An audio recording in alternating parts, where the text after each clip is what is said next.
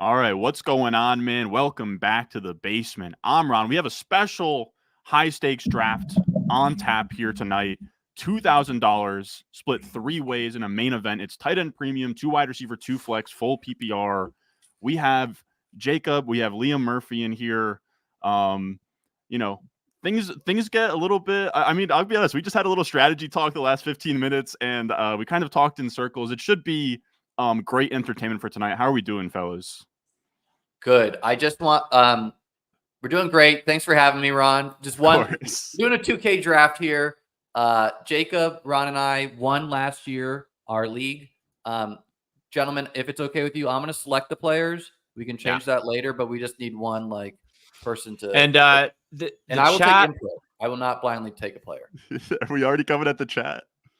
No, I'm not coming at the chat. I was just letting the chat know that pretty high stakes draft today. We might not be doing as many discussions of players ahead of the chat. I think we're going to be trying to use the private chat, use the queue to communicate our preferences. We've already been articulating, I think, a few different paths here, depending on what comes to us at the 6th spot. I think we're ready to go, but we will see after that. This is going to be fun, man. I've been looking forward to this all day long. Oh, yeah. This is what it's all about, baby. And we're streaming this on Ron's channel and my channel. So feel free to jump between the chats if you want to. Ron's got a lot more people in there. So if you want to hang out on Ron's, jump in there. Well, we get we get my 102. Yeah, I'm okay with Brees, yes. I'm jumping for joy.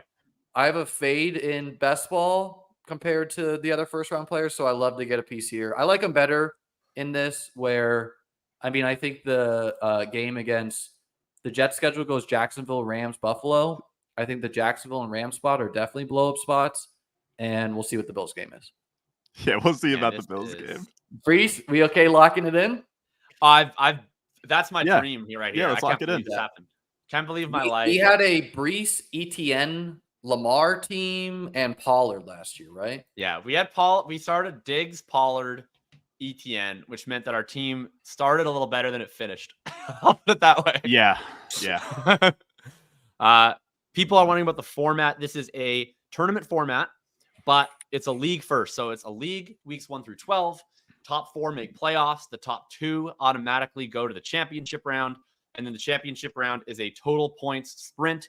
It is full PPR. It is 1 quarterback. It is 2 running backs. It is 2 receivers. It is 1 tight end. And people always forget it's tight end premium and 2 flex positions. Crack Rock, by the way, at the 10 spot here. I do want to say thank you for the super chat. $30 is sweet. I will say as well, in the nicest way possible, super chats you can certainly chill on for this draft. Just like, I don't know. I don't want the obligation of having to answer any super chats. I do appreciate the generosity. But I am trying to lock in here. Yeah, we have Crack Rock. You can lock in and use super chat, Ron. Yeah, okay. Okay, Liam. My bad. Crack Rock's in the 110. If you guys know Crack Rock, the online persona. He breaks news. He's getting the inside scoops. Those are just leave that highlighted the whole stream. Jacob equals Zaddy. Yeah, I'll leave that. I'll leave that right there. The opinions of me and Ron's chat are always high variance. Yeah, very high variance. I helped him out with that. We had some internet problems, but we got it. Yep. Content creator. This is exciting. This is exciting because the FFPC, for anyone who doesn't know, is a site where it's managed, and the site is typically a little bit older. So you're going to see things like Josh Jacobs go in the 2nd or 3rd round. Sometimes you're going to see a Rashad White in the 3rd, and generally. I don't want to be paying prices on running backs who I think are being pushed up due to panic. So it's nice to get a Brees Hall in the 1st. We don't have to draft around a running back till the 10th round now. So this is great. Yeah. And I'm glad you mentioned prices because I have the ADP pulled up right here on my other monitor, and I'll be peeking at that the entire time just to, and just to make sure we're all in line. I will be aggravated about that. No tight ends gone yet. Puka, dude, I got sniped on NFC the other night. Puka was like, he made it to 205. I was at the 206 or something, and pretty much had a meltdown in the middle of the 2nd, but that's fine. We have a full auto drafter at the 11. That's interesting. Heavy slab getting the. Imagine having that kind of money. I'm loath to ever suggest Ron keep tabs on ADP while drafting with him, but if he's going to auto draft the entire draft, we should probably pay attention to that just in terms of if we want certain guys to fall. Well, yeah, it seems pretty far from us, and like he's got time to return to the draft. Yeah, hopefully he does. There's some real sickos out there too who like queue the players they want and click the auto draft button to try to send the signal that they're on auto draft. I've seen that before. Can you tell, Ron, did he both of his first 2 picks, were those the highest available by ADP? As far as I can say, yeah, but I will say it's probably not ADP. It's probably just in the like player pool, like whoever's like the default ranked higher. That would be my guess. I just mostly mean it for like if we're trying to push around quarterback stacks and stuff later. Yeah. Obviously we can't rely on him to draft rationally. So we didn't have the Gibbs conversation behind closed doors. Yeah, I mean, I think if we had gotten, I'm gonna start putting some guys in the queue.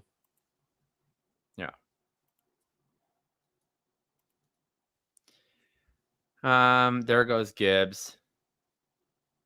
I honestly didn't really want my vote is going to be, and I know I'm going to lose this argument, so we'll be fine. I don't really think anyone should have a clear hard pick here. I don't have a clear hard pick on anybody. I feel like this is a flattish range where we should discuss our options.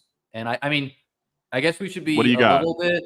So I'm looking at the chest because it is likely we get one of these guys on the wrap, but I think this is a fun start. I also really would like goes. So my vote. Fun. Yeah, what's your vote, Jacob? Here? Let's look at the queue. Oh, geez. Yeah, I mean, my vote would be name 3 in the queue, or anyone else at his position. I think we have a much greater chance of getting him or a similar tiered player in the next pick. My vote would be the second player in the queue. So my argument for the third player. McBride. I think I'm on McBride. Yeah, I mean, I think it's a mistake to go 2 rounds away from wide receiver. I'd be wide receiver here and in the third, so I think like what wide receiver would you like here? Tier. Oh, Nico. I just think it's so. I mean, I'd be fine with any of them. Similar to him. Well, my issue is I want 2 guys similar to him, right? Like one to me, like you go Nico, you might get Nico or Waddle, whatever. McBride for me over Achane for sure, but if that's what you guys want to do, McBride. I just like the wide receiver. I'll vote McBride. I hate to strong harm Jacob, but I think Kincaid is a better bet on like 100% ceiling volume, but I have a Kincaid team. I want a McBride team. I understand what you're saying, Jacob. I feel like it's going to work out. It takes a leap of faith. We'll see how it goes here. I feel like we're going to get 3 wide receivers who go in the 2-3, the round 2 or round 3 of best ball drafts, which is a very similar tier players to me. Like to see I think too. it's Cooper Kupp's the next pick that one. Like you gotta love to see that. That's not your guy. Yeah, that was gonna be I vote that we all get 1 golden power of veto this draft, and I would have spent my golden power of veto so fast on Cooper Kupp. Okay. Yeah. My issue is like, so I am very concerned about the wide receiver depth in this format always. And I do get a little fearful. I think you guys probably have maybe fewer preferences among this tier than I do. I have more clear-cut player takes on this tier. McBride also goes where at the I view 2 guys. McBride is where we got him. I don't mind the McBride value here. This is tight end preview, by the way, for anyone confused in the chat. Sorry, Jacob. I could have been talked into Marv there. I'll be honest. Like I know it's like a flat tier, but I do. Marv would have been cool. I'm way better with McBride than Marv. I think Marv is like, he would not have been in my top 5 wide receivers there. I took one with Ron earlier where he wanted to do with ADP. My bad. I think Marv is a rough click. Yeah, that's fair. I just think your guy might come back. It's a little bit of a 2v2. Well, not 2v2, 2 guys, right? Like I think the best team is both of the guys. Is my point of distinction here, but I think we're gonna like the guys in the 4th. He's a good pick. Like you guys see the player I have 3rd in the queue. I think there's a 25% chance he's there in round 4 for us. I don't really love that, but yeah, I got him around. If he's there around 4, I got him around 4. You are take locked. You are take locked on that, brother. No, when you said round 4, I got him around 4 in a draft, my last FFPC draft, and I was super pumped with that. Yeah, tight end premium. It's 1.5 tight end premium. So I mean, it's like, I don't know. That's not like technically a crazy tight end premium, but tight ends are going to go fast. The 2v2 becomes like, so I like what we did there. Let's see where we're at after round 4. Than the sure. Arizona's schedule is New England, look at the 101, at Carolina, at Rams, setting the tone. Like, yeah, I mean, none of the top 5 players in the queue for me have gone since our last pick, so I'm very happy about that. Are you with me on this? Like, you can add players to the queue too. Like, I just put in I'm gonna put my number 1 at the top. Yeah, me too. But I like the first 2 guys in the queue equally. So I don't me really too. But I feel like we should play sentiment of the market, a little bit there. I mean, I think both of those guys are nowhere getting to us on round. There goes Pacheco. I don't know. Take ETN. Like, you can see a Jake Ferguson go at the 3-4 turn here. Like, things like that will happen. I like that call. Take ETN. Come on. ETN went in the second round of a draft. 303 okay. Malik Neighbors. So all right. That's the first guy I really like here gone. So it's going pretty well so far, I think. Love seeing the Kyron Pacheco group come off pretty early, given how we started. ETN's still available. Yep, so ETN's still up there. I'm hopeful ETN's going to go to team 5 here. This guy's Chase Cup is ETN, and hopefully Pitts to this guy's team. Huh. No. Okay. I'm happy. Like, I'm not taking him over the guy we had first in the queue. And it goes ETN. Okay. I like Nico a ton. Yeah, Nico's a slam here, yeah, right? Nico. Yep. Yeah. And this is who Jacob wanted in the second, so I think it's a good chance we get. Yeah. You wanted him and another wide receiver, but I think I would have been I'm Waddle over Nico, but I'm both was my dream, but I'm pretty happy with Nico here. I'm Nico over Waddle, but I think there's pretty like good both those guys. We get That's a fun start. It's a fun start. Similar wide receiver to Nico in our 4th round pick, which makes the tight Chat's giving us fire emojis, fellas. We're getting fire emojis. I love this. Super pumped about that. Yeah. Well done. I think Nico and Waddle, I have them almost in their own little mini tier. I think that after Garrett and Puka go, Nico and Waddle to me are clear of everybody else. And I think by like a good margin, like based on where their targets per run and yards per run were, the offensive environment, I think those are the 2 best picks in the first 3 rounds for me. So pumped to get Nico here for sure. I know Ron has. I have a shit ton of Nico, but I don't care. I'm living life lavishly, dude. We have over 1,000 viewers in here. This is a record for me personally. This is best ball breakfast ship chasing numbers. Shout out Pete Overzet. I just copied your stream title and thumbnail, which is fine. I took no. We got 200 in mine too, so add that up. We're at 1,200, brother. I think the 1,000 is both of us together in the thing, but that's how we'll take it. I could be wrong though. I'm happy Waddle went, Jacob, because it stops an argument between us where I would have been Nico over Waddle, like not super firm. I that would have been an easy argument to win. I have a lot more of a conviction on either of Nico or Waddle over McBride than I do on between Nico and Waddle. Like, I was mostly angry that Waddle went because I was very worried that Nico was going to go the next pick. And if both Nico and Waddle were gone, I would have been in a sour mood. But getting either of those at 3, I'm equally happy with, to be clear. I don't care that much. I think the tier goes further than them. Like, I really think until, as far as like best ball drafts go, until like the Zay tank, like you're getting a very similar bet. You may. I have a lot of conviction on Nico. I don't think that's a similar bet. So like, I also don't like Zay Flowers much. Zay Flowers playing in a low pass volume offense, probably not the number 1 target earner on the team. Was fine last year, but like was a little bit closer to like an Addison level rookie season. Tank as a talent, very into.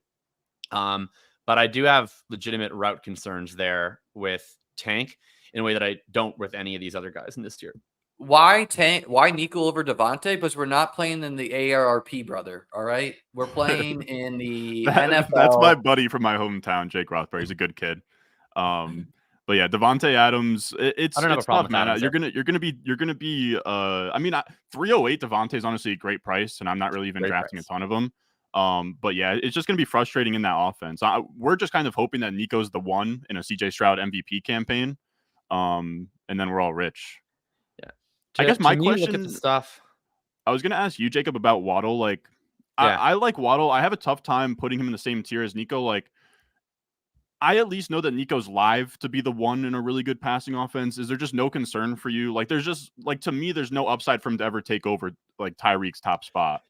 So I mean, I would push back on that slightly, just in the sense that Tyreek's pretty old, and you never really know when you get the age decline. But that's not the main point here. I think for me, it's you look at Waddle, coming off 2.63 yards per route run, 25% targets per route run, which is firmly a top 10 split. The total rates don't look quite as good last year because he left so many games with in-game injuries. And so his route participation was artificially low versus what you'd project it to be over the course of a full season. What you're getting with Waddle to me is a very similar peripherals profile to all these guys. Like if you stack up his per route profile versus Olave, London, Nico, the 49ers guys, whatever you want to say there, it's pretty similar. Better as a target owner than the 49ers guys.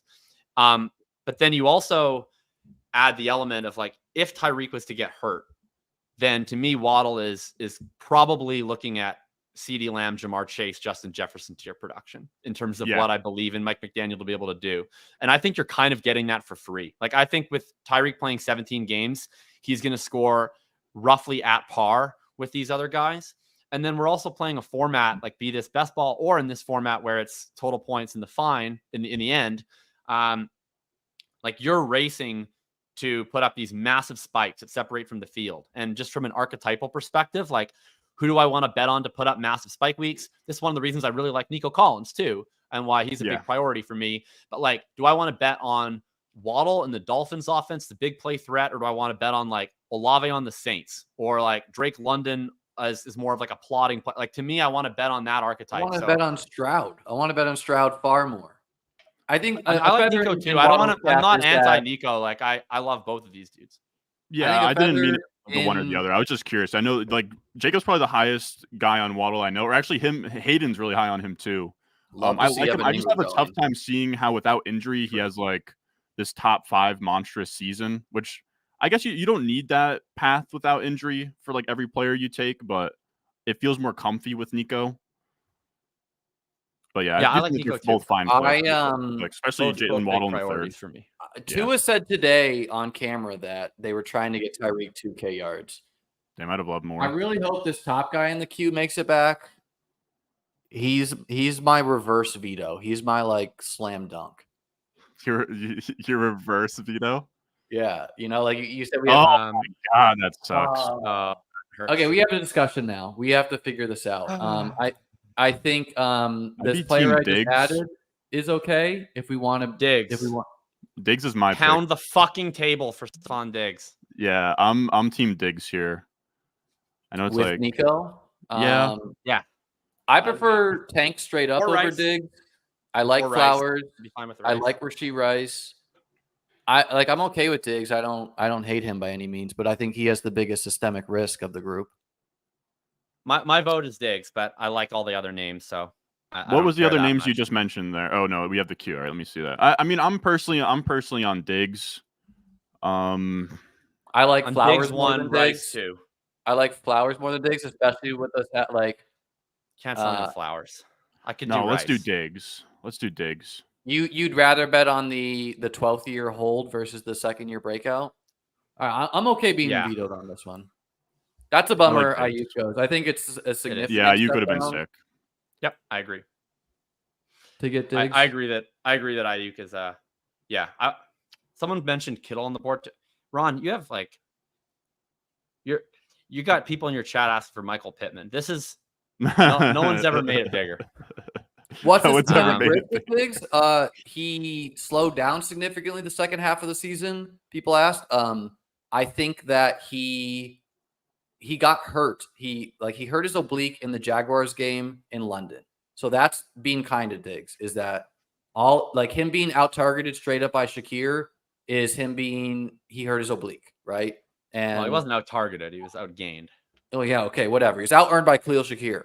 And now he's competing with Tank Dell and Nico Collins, two guys who I think are legit top 10 wide receivers in this league. I think we could look back and be like, oh, Diggs over Tank. But I mean, Tank's playing in 2 wide set. I think your best point was week 14 bye. Now that I'm I would have been Flowers over Diggs, just a year 2 player. Flowers would be the one. Flowers I can't do, man. I would have been fine with Rice. I prefer to bet on Flowers versus Andrews. I think we haven't really seen the Lamar blow up. Gives us another quarterback, but I don't know. I don't hate the 2 wide receivers from one team. I'm okay with it, but it was not oh yay Diggs. He's a guy I begrudgingly take. I'm not oh yay Diggs either. I mean, I would have way rather had Brandon Ayuk, right? I think we all would have. My take for Diggs, and I think it's okay to take Rice goes with the next pick, right? Would you rather? No. I mean, I don't care about ADP. I wasn't making an ADP case. I very slightly prefer Diggs over Rice. It's not a hard take. My case, we haven't made an affirmative case for Diggs. I think someone should. His targets per route run stuff is completely stable from last year to previous years. I think that's overall the stickier portion of the profile. Yeah, totally true. But you look at some of the reception perception stuff, his overall marks. Harmon looked to see if he should split first half to second half, found that there was no meaningful difference. Then he comes to the Texans. We just talked everything on the Nico pick about how excited we were about the Texans as an offensive environment. That applies a lot to Diggs too. From at least the sounds of it, it's Diggs and Collins starting the year playing as the primary receivers. I think that's so overblown. Maybe that changes in season if Diggs plays poorly, but I don't think that it's actually that overblown. I think routes that's reading the tea matter leaves in fantasy football and throwing logic out with the bathwater. That's reading the tea leaves of Tank Dell was not a one in 2 wide receiver sets in 13 preseason snaps. Therefore, we're just going to assume he's if I was only doing 1 fantasy football draft, I would have Tank Dell on the Texans. And I could give a shit about the preseason usage. I'm going to give a vibes-based take on Stephon Diggs. I truly do think that in his first year, it'll be a honeymoon phase where nobody's mad at Stephon Diggs for the diva stuff. It seems like he has a good connection with Stroud. Gretsch seemed bullish on the the sideline exchange. I also kind of liked it as well. And I do think, we've seen it now with Waldron and Slowick and these kind of PFF, but Shanahan McVay guys. Some of these guys really fall in love with the non-3 wide receiver set stuff. And for now, Tank Dell would be the odd man out. They just invested in Diggs, so I feel like they're going to be more inclined to use him. And I still like Tank Dell a lot. But yeah, I still would lean Stephon Diggs slightly. I know you mentioned reception perception. I know Dwayne McFarland did an article on kind of declining receivers, and he found that Diggs looked all right. I don't know. I don't think it's just a back half season of production on a guy that the first 8 weeks was a monster, and then his OC goes away, completely goes towards the running game. I don't know. Yeah, I mean, I'm I don't love right. I gotta be honest. I have Waddle and Kittle. I have nothing. Okay. I'd be pretty. I'm personally the top 3 players I like a lot by ADP. I feel like the top guy will not make it back to us. Any love for George Pickens? Can I pitch? If you want to do Ken Walker, any thoughts on Ken Walker? He's the last running back I'm semi-excited for. So you know what, dude? You could sell me on that. My would be Pickens or Walker, but I think I'm fine with Walker over Pickens. I don't like any of these players in the queue, but Ken Walker I dislike the least. I'm Worthy straight up over Pickens. Yeah, I agree with that. Let's do Walker. If it was a wide receiver, I'd be Worthy. Let's do Walker. Or Walker. Okay. I could do Bowers too. All right. I don't really love paying a 5th round price on Walker, but whatever. He's a 6th. The Slappies love it. Ken Walker is insane in round 5. I'm getting some wine, boys. What'd you just say? I'm getting some wine. Yeah, I'm refilling. I'll be right back. Why do you guys have people in the chat liking Rachaad White, Ron? What is this? Yeah, man. I mean, should we have just August. done Josh Allen compromise pick in the 4th? No, I don't think so. I don't think Josh Allen would have saved us. I think we needed Ayuk. I don't know. You could talk me into Rice. Do you care at all about like teams potentially having like 7th round Rashee Rice in this tournament? Not in the slightest. I don't know. Yeah, I'm just fine with Rice. I like Diggs better. I'll stand by my vote, but I think Rice would have been a totally fine. I would have taken Rice over Diggs, but in this tournament, I don't care about it. Because, look, if you put a gun to my head and you ask me who's more likely to be a league winner this year, it's Rashee Rice, period, in my opinion. Yeah. But I don't care about like the draft volume that happened with Rashee Rice in round 7 or 8 is literally maybe like 50 teams. So it's just a very, very low percentile team. Yeah, that's true. That's true. It's not like BBM5 where 30, like literally 20,000 teams exist with Rashee Rice in the 80s. You know, that's a different equation. Yeah. To me. Yeah. I was just curious. It's a big consideration. If I will confess, if I knew Diggs and Collins had week 14 bye, I would have probably said Rice. But we don't need to have buyer's remorse. It's just good vibes. They're on the same team, so they're always going to have the same bye. No, I know, but I didn't know week 14. Like, because dude, the playoffs. I know that we're playing for the top prize, but we need to get the because what happened last year is we didn't auto qualify, right? Yeah. Exactly. We got to auto qualify this year.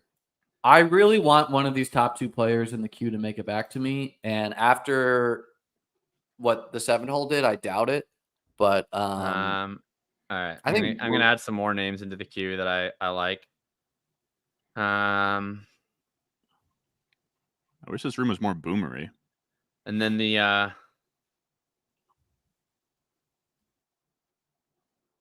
I feel like Ken Walker's a guy we feel good about right now, and like I get why everyone after being a little down on him is like falling over themselves to like rank him up because of some coach speak. But like Ken Walker, who most people have put ahead of Rachaad White, is competing with Zach Charbonnet for touches, a round 2 pick last year. And yeah, Ken Walker is an explosive guy, right? Like I want an explosive running back. He's good at football. But Rachaad White's competing with Bucky Can't Irving. play football. And okay, everyone likes damn it. Are we talking about Rachaad White right now? He is the worst rusher in the league among all starting running backs. Like what I'm saying in a tier is, of 1. Just because Zach Charbonnet is like banged up doesn't mean he's not going to play football this year. But that's fine. We're betting on talent at every position, ideally, right? Like that's. I mean, the Rachaad White thing is whatever. I wouldn't have taken White. I wouldn't take him in the 8th round. I don't have a problem with Worthy. Yeah. We're doing a fun pick, but we might still get him. Although, probably not. You want to answer this Kamara question? Yeah, I'd love to. Thank you for the super chat. I see a lot of people out. Guys like Kamara in the 3rd, but he was nothing but great when he played last year. Is it just his age? He just wasn't efficient. Like his missed tackles forced per attempt was pretty brutal. The efficiency sort of declined.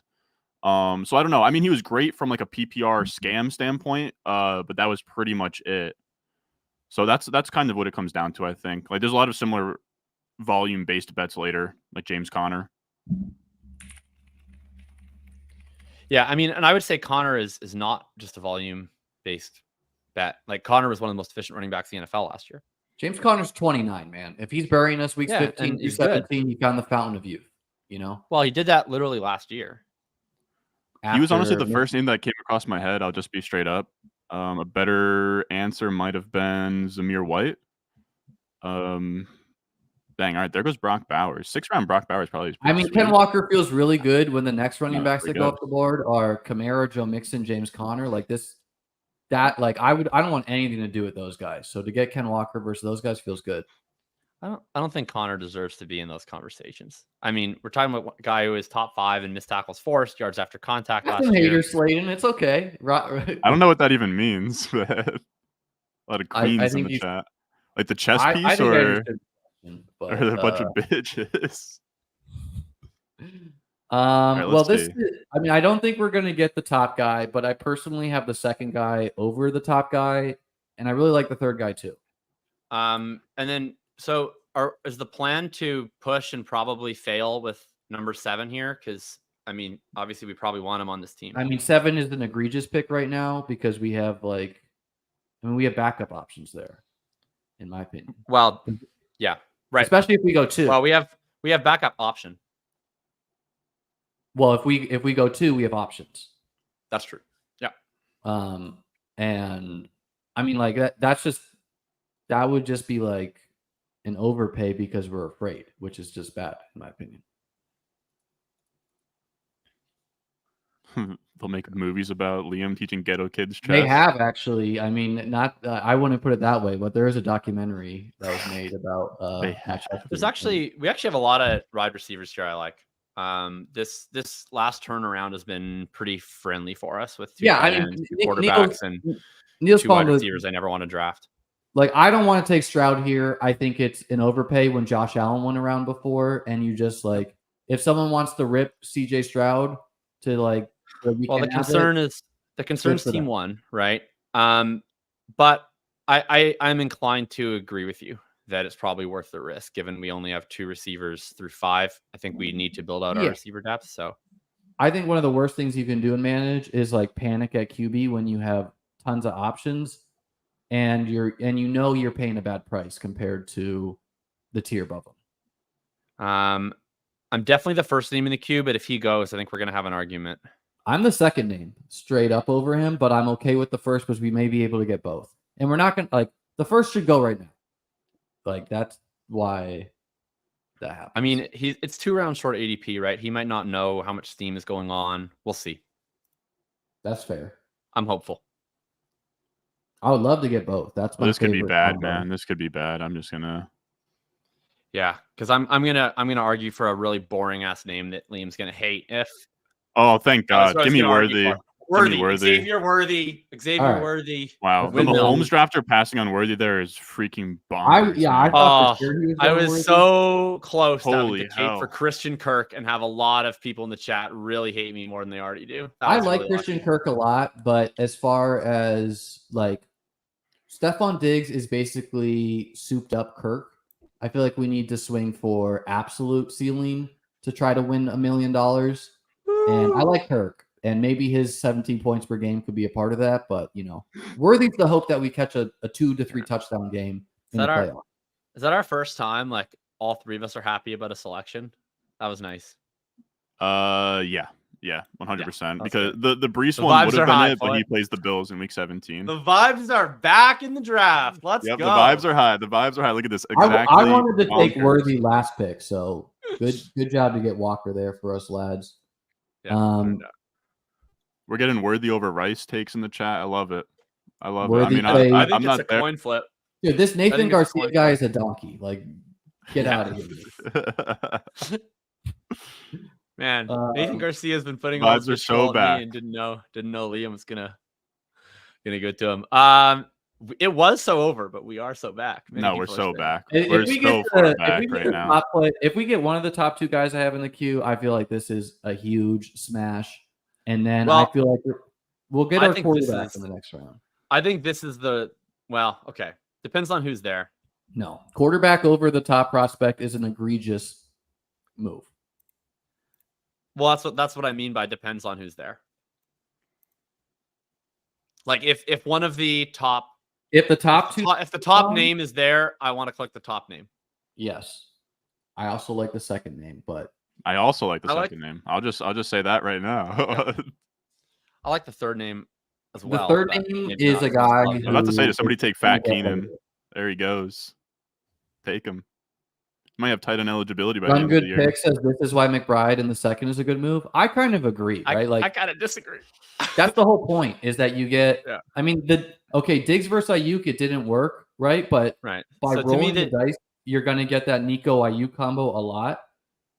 So hypothetical, I'm not relitigating. I think our team is quite good. But like hypothetically, 2v2 of McBride and Walker versus Waddle and Bowers. How are we feeling? Or McBride and Diggs. I don't know why you're Kittle choosing and Walker. Why choose the running back? Because that's just where he would get Bowers. Well, because that's where I would have. and pounding the table for Bowers if we don't have McBride on the team, right? Or it could be Kittle instead of Diggs if we do Waddle or Collins. Well, you can't really comp like Waddle versus McBride. Like it should be wide receiver, like Nico. Right. If it's Nico, so it's, right. But then we take Nico in 2, so then round 3 is probably Waddle or Debo, depending on what 3-4 does in the alternate universe. The question is, do we prefer McBride and Collins and Walker, or do we prefer Waddle, Nico, like whatever, any combo wide receivers there, plus Bowers in the 5th, and then different running back would be kind of like what you're saying there. Yeah, maybe the simpler one probably if we're gonna do the 2v. Yeah, so Stroud goes there. I kind of figured with Dell. Dang, that would have been like I'm okay with that, right? Like this guy's overpaying for that. We all know Stroud can throw for 5,000 yards and 50 touchdowns, but he is not any different from Burrow, Dak, Caleb. I agree. Jaden Daniels, like he's in that tier of players, right? Yeah, so, I mean, I think I'm not needing the quarterback for the stack, Liam. I know that you always do a great. I'll sell you on that, but or Liam can. Yeah. Well, I mean, look, obviously you want the stack, but you don't pass on blue chip players who can be the key to winning $1 million. Yeah, Stroud over Worthy was never the play. The quarterback could never have happened. The quarterback is always the most replaceable part of the stack, right? If Stroud goes for, if like Nico goes for 45 points and Diggs goes for 25 and Stroud goes for 30, you can still win slotting in 20 points, right? Stroud would need to go for like a combined 140 points in the playoffs for him to be like a must need. Yeah, I agree. I mean, I think we made, like, you could argue certainly that we made the bet on Stroud. We had to follow through on the bet on Stroud. But I think in some way we made the bet on Stroud, right? If Stroud has the legendary QB1 overall season, we're benefiting anyway via Nico, via Diggs. I would have loved to have Stroud on this team, but you know, we go 2 running backs and an early tight end. I don't think it was really available to us to then click a quarterback in round 6. I just like that's it wasn't that's in the just not how you cards. draft on FFPC. So I think realistically, I mean, I'll say I think team one made a horrible pick with Stroud there. And I think you want to dare your league mates to torch their teams on fire. Exactly. Yeah. Like quarterbacks fall all the time. Like one of the worst things you can do is overpay for that non-Josh Allen, Jalen Hurts, Lamar, Mahomes tier. Like just because you're like, oh, what do I do? Like, no, you don't pass on Worthy for Stroud ever. Yeah, totally agree. You know, and like even if Worthy is a bust this season, it doesn't matter. Like process-wise, that's people in the chat are going to go real crazy when we pass on Kyler at this pick. I mean, I think this Trey over Kincaid question is fair. Like if I was doing one draft this year, I would take Kincaid, but I'm doing multiple and I already have Kincaid. So the answer there is you as the Bills guy. There goes let's Burrow. go. I think Roma Doomsday for me. Right? Yeah, let's take Rome. I'm Rome. Should we have a fake? Should we have a Kyler strawman argument to entertain the chat? No. No, I think Kyler and Caleb now is another reason why we don't take. I agree. Is another reason why you don't take Stroud. I'm gonna be honest, boys. After round 5, did not like our team. I really love our team right now, though. Our team really came together the last 2 I years. didn't like it after the Steph Diggs Walker combo. I was like, I'm gonna get the line, but to get Worthy and Rome, who are like the clear of league winner potential, like the clearest, like going for 40 points in the game, that is a smash. And we have Brees and Walker just to not have to worry about waivers, you know. I feel unburdened by what has been at this point. Yeah, beautiful. I was on mega tilt around round 5, where after getting like outvoted on McBride and then seeing my worst fears come true in round 4 and round 5, I was like in physical you pain. could have been so nice, man. But now I just gave you guys Diggs. I was like, after you were upset about McBride, I was just like, whatever. Here's Diggs. I didn't even really like Diggs. He was like my favorite of a bunch of shitty options. I just think we should have taken a piece of another offense, right? Like personally trying to win, like get a piece of the Ravens, even, you know, to get T. Higgins, you know, like T. Higgins is historically we didn't discuss Higgins, and that would have been one. Like Flowers was was a non-starter with me at least. Maybe Ron was more entertaining of the Yeah, I was in the Flowers same situation. I was a gettable vote in theory, at least, on Rice and on Higgins. Yeah, like I wrote about Higgins, about how he's like just being mispriced because he was hurt and Burrow was hurt. But like his range of outcomes is not that different from Waddle and Smith. You may be able to cherry Not at pick all. and say that Waddle like is a more explosive player, so he has big games. But they all are like contingent upside is part of. Can we do a 2K draft against your chat, Ron? Yeah, that'll go well. I'll have never got it in better. I think the Walker pick is really strong. Just seeing the names that ripped off the board, and like this is what I think is really bad in man pulling up this Najee Harris, Aaron Jones, Zamir White tier over guys like Rome Odunze, some other guys we like is just it's panic. It's panic because you're like, I need running backs, and you're gonna find running backs on the waiver. There goes Kyler, which would have been kind of Kyler unstacked. I'm pretty content with what we have there. Honestly, the guy I want, like, I would prefer third in the queue if we can find a way to get him. Damn it. I mean, I'm fine with him like later on, not this round for me though. No, not this round. I agree, not this, but I think round 9. I'm thinking about it. It would depend to me on what the other options are and the opportunity cost, but at least in theory, I could get a ball on a round 9 for that guy. We would all like one stack, and he is, totally agree. I do think there's some other good. That was going to be. Do you just double stack quarterback? That's all right. That's one thing you could do. For anyone who's confused why that's bad, this is not best ball. This is managed. You can only play one quarterback a week. So burning a 8th round pick on a player that you're not going to fit is bad. That stings. All right. He's a good player, but I think we can find other good players. Troy, any time, buddy. Send me the link and I will play in your home league. Can Jacob be in my home league? DM Jacob. You'll happily take. Please DM me at Jacob Sanderson on Twitter. I will open my requests. And does your chat not realize we won the league last year, Ron? They did not realize this. My chat. Stephanie is saying this room is wild, and she's the one who does for the chip chasing crew, so she would know. Dude, all right, so Thomas and McConkey go is not fun for me there. I think for Christian Watson or no? He's gone.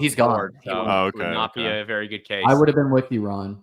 I personally am okay just accepting and taking our quarterback now, but I also think I still think there's one name we really got to get before the tier falls to pieces. Who is that for you? Yeah, I'm a very strong vote for Keon Coleman here. Well, that's what I was going to say. I feel like Keon Coleman is a really good managed pick. I thought you were against that. What do you think about Coleman? I don't know that Caleb makes it past team 2, but I do agree with you. Like, I think that we probably should take Keon Coleman here. I mean, there's quarterbacks ahead of Caleb and ADP, right? Like aren't Dak and Jaden both ahead of him? Yeah, I'm down. Where are you at, Liam? Because I think Keon Coleman's probably the pick for me. I'd be okay with Caleb or Coleman because I feel so good about Caleb. But Coleman and Dak unstacked versus Caleb and Addison Shakir combo, like something like that. Like, I'm probably Coleman. Yeah, let's do Coleman. I'm Coleman. Let's do Coleman. I just think getting Coleman, closing your eyes, understanding you're making a good bet. And I don't have to close my eyes. He's running 100% of the routes. Well, some people do. Some people Curtis Samuel is turf toe. Like I like Brian Thomas solidly better, but I do think that Coleman and McConkey are of the same tier. And after this, like there are very few. Well, there's other breakout bets that I don't mind taking, but Coleman is the last of the wide receivers for me, at least, that is both a breakout bet and is starting in week 1. Yeah, I mean, we're cutting Stephon Diggs for a tight end week 3, so it's good to have Coleman to fill our wide receiver too there. No, I mean Coleman's a fantastic pick and managed, right? Like we get to see it, but he has a 0.62 yards per out run in the preseason. Yeah, if people come at me with some preseason route run, dude, that's the narrative right now. Is he dropped a touchdown pass? He's inefficient in the preseason. He can't separate. Honestly, do you want Keon Coleman getting crumpled on a Mitch Trubisky pass? Like, no, I don't. Do I know if he's going to be able to hold on to the ball in the game? I think he will, but I guess it's like, I don't know, man. Like, we're not going to. People are really souring on him, but I agree. I'm all over him. I thought he got open against Jalen Johnson. Why are we souring on him? He's getting like 100% snap rates while Shakir and Samuel are battling it out for the second. Like I would say, that's the sentiment right now. Is it seems like people aren't. It's like people are kind of like bought into the idea that it's going to be like a deep rotation. He's not really being efficient in the preseason. I think it's the opposite after the Samuel injury. People are now reverse. Yeah. They're reverse. They're like into him now. They're like, okay, he's 100% snap rate, which I think it's bad to assume that's going to hold. Because Mac Hollins didn't play week 1. Like, he's going to be on the field. And I think if Curtis Samuel was healthy, he would be, like, it would be this rotation. But Coleman remains the highest ceiling bet.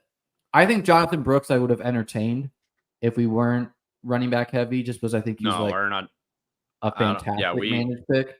We got our 2 running backs. We got to build out our receiver depth. Done, baby. Yeah, Keon Coleman might be my most drafted player in these managed leagues at this point. Cool. I haven't gotten a share, and I mean I really like him, but I've been really heavy on Worthy, heavy on Thomas. Yep. I've been sniped a couple times on a Dunze, but want to be very heavy on him. Rum's my highest conviction player, man. Just like a generational mispricing. Yes, Liam. I love that. I'm right there with you, man. It's ridiculous. Like, he is the same class of player as like a Malik Neighbors, but goes 5 rounds cheaper, you know? And like maybe some other wide receivers are mispriced. The Packers guys come to mind. He goes, team 2 is the one with the Caleb stock opportunity. He goes Daniels. Yeah, so we love that. There's only 2 teams on the other side of the board that need quarterback. One is Jake Ferguson. So he's probably doing Dak or not. I vote we go Caleb and we forego the running backs, which we probably like, and we just like don't hate ourselves because one guy. I think Jacob's looking at a receiver. I don't know, man. This guy in the 12 hole, is it going to shock you if he goes 3 QB? So the other option would be, the name that I was going to pitch was, okay, so here'd be the one thing that I'd pitch. Worthy, I feel very good about starting from week 1. I don't feel quite as great about starting Rome or Keon Coleman week 1. We're starting Rome. I would feel pretty darn good about starting Raheem Mostert in week 1.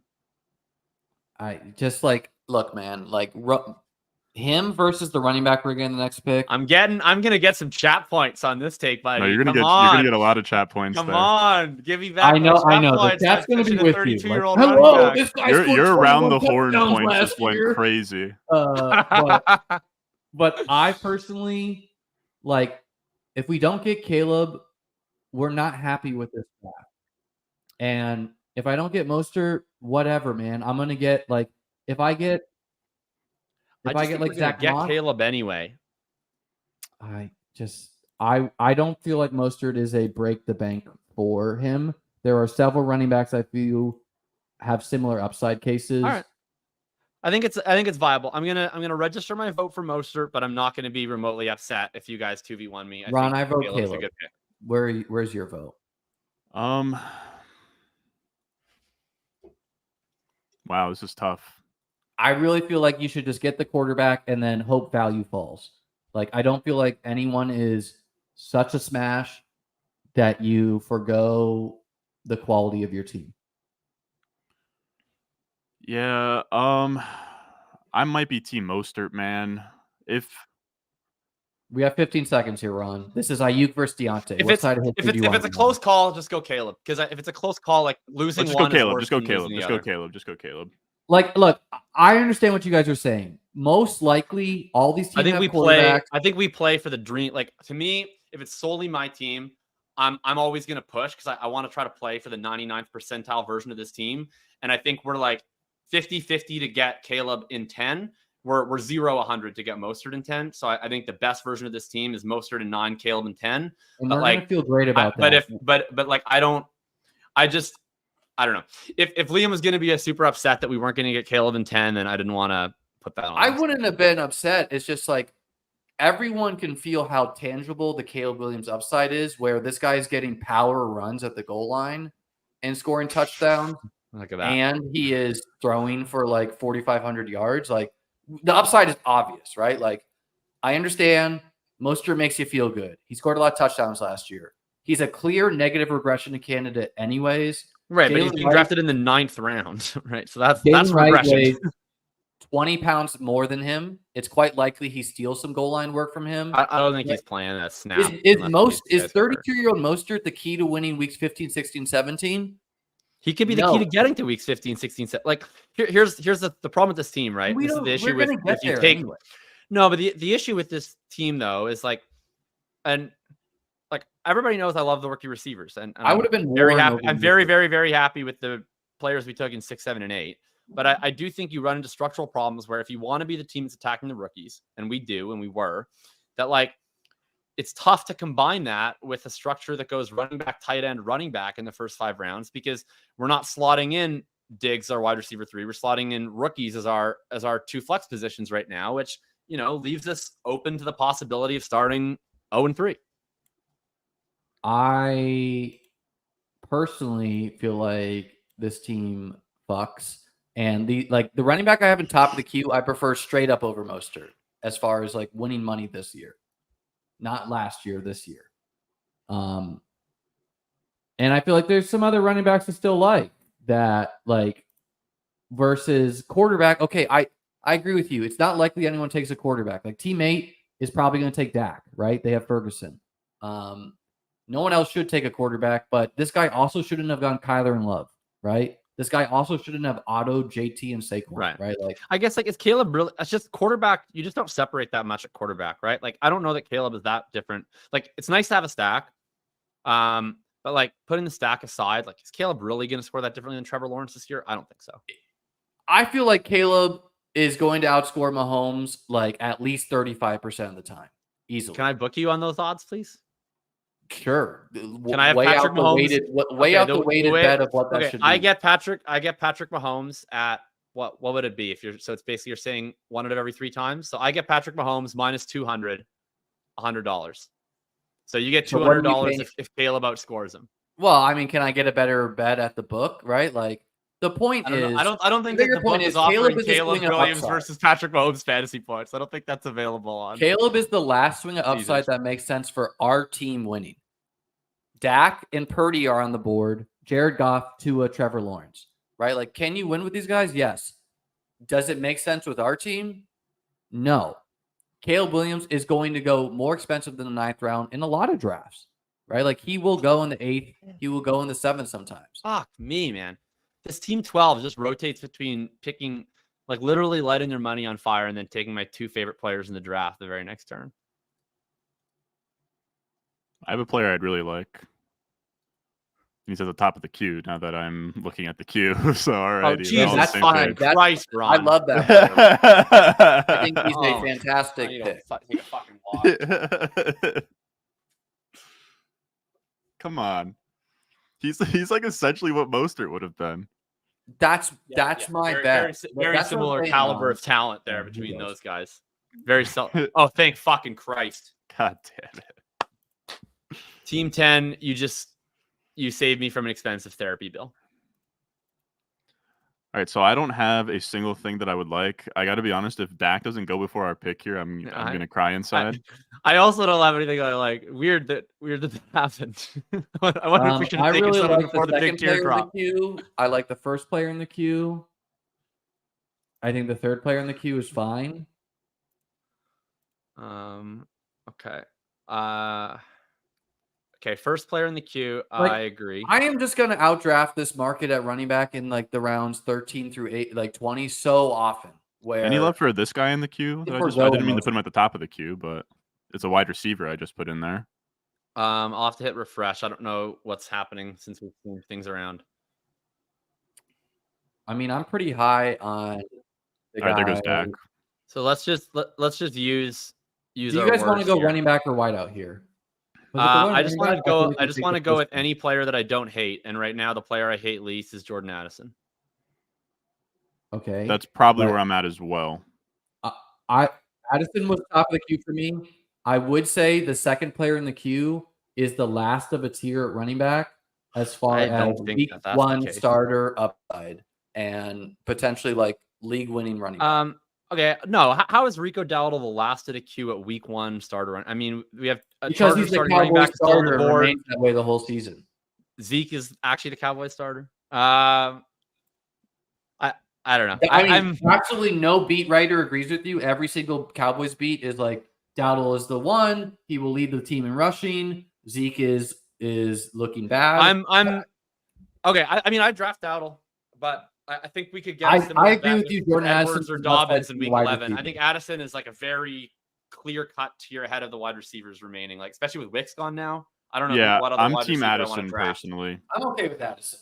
Like I like Addison a lot, but I feel like if you guys wanted Mostert so bad, you wanted a running back, and we should have taken Dowdle. We're not going to compare the guy who had 21 touchdowns last year to Rico fucking Dowdle with 80 career carries. That's what we're not going to do. Jacob, if we could just copy and paste last year onto this year, it would be so easy in fantasy football. But that's not the game we're playing, brother.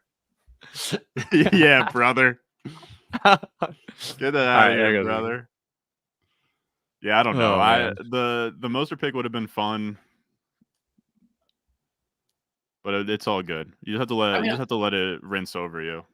Like Dowdle feels bad because I've gotten Dowdle in the 13th. I've gotten Dowdle in the 14th. I've gotten Dowdle in the 15th. But at the same time, we know the market doesn't adjust enough to news. Karane's over here writing fluff pieces about Dowdle for no reason. Dowdle is a good pick. Is he better in best ball? Yeah, he's probably better in best ball a little bit. Dude, the waiver wire conversations are always a wild run with me, Neil. Okay? We played Jalen Guyton last year in a must-win week. Yeah, so we outbrain. I mean, I don't know, man. Addison's an upside signal wide receiver. Does this team need it? Debatable. I guess Coleman could fall on his face. I guess Worthy could. Diggs will. So, yeah, like it's nice to have some wide receivers. Are we confidently starting a Vikings wide receiver in managed? I mean, we didn't start Addison last year in managed in his like. Well, and he's I don't know that. No, I don't feel that we're we're confidently starting Addison, but I don't feel that we're confidently starting any wide receiver after our first two. Like we haven't seen any of these other guys play NFL games yet, so I don't know what's going to happen with that. Yeah, okay. I don't know. There's running backs to like later, but as far as like week one starter, that could be Rico, and he could just hold up like. Rico only has 60 career carries in his highest season, and so does Ty Johnson. But Ty Johnson's been around the league the whole year, right? Like this, Rico's on the way up, in my opinion. Yeah, I mean, look, I get the Rico Dowdle pick. Fine. He would have been my top running back pick, and like if Addison goes where Freiermuth goes, I probably would have been in on Rico. So it's not that big of a gap for me. I guess I was just trying. Like I thought you guys wanting Mostert so bad was you wanting. I mean, no, it's me wanting Raheem Mostert. Like specific. Like the issue is Mostert's that I have an Mostert insane in the tier fall ahead in the 9th. Like pretty crazy value to get him there. I think it would have been an ugly like. I don't know if you'd call it a 1v1, but it would have been like Mostert and Caleb or Caleb and Dowdle, which stings. Like Mostert was a top 5. I guess we could just say Addison straight up outscores Mostert. I mean, maybe he does, right? It's totally possible. I just like, I don't know. Like, I get what my you guys ADP are saying, brain should have like. I mean, I said Mostert, and then we kind of backed off of it. I'm not gonna let Mostert get the vibe down on so the screen. I didn't want to. Like, look, yeah. I'm not gonna. We'll call that Liam's golden veto. That's me and Jacob's Deontay versus Ayuk. If Mostert scores 10 plus touchdowns again, that's going to be what me and Jacob hold over Liam. You mean 20 plus touchdowns again? He had 2 games over if like. He scores 20 10 plus. That would be like. I feel like that would have been a win. No, sure. Mostert on like historic inefficiency, getting this goal line work at 195 pounds. Like, brother, he he was sun running touchdowns to punish it to the faders. He's not doing that again. It's not happening. Right, but if he just scored 10, if he did what he did last, and are you starting him in managed in best ball? Yes, obviously you are, Liam. Like you'd start him if he scored 10. No, you're not. Okay, if someone came down from the hills right now and said Mostert's going to repeat last year, we would have taken him at the 106. So like the idea that like he's going to regress, like the regression's been priced in 9 rounds. All right, we're going to rip Jalen Wright, and we're going to be happy that we have Wright instead of Mostert.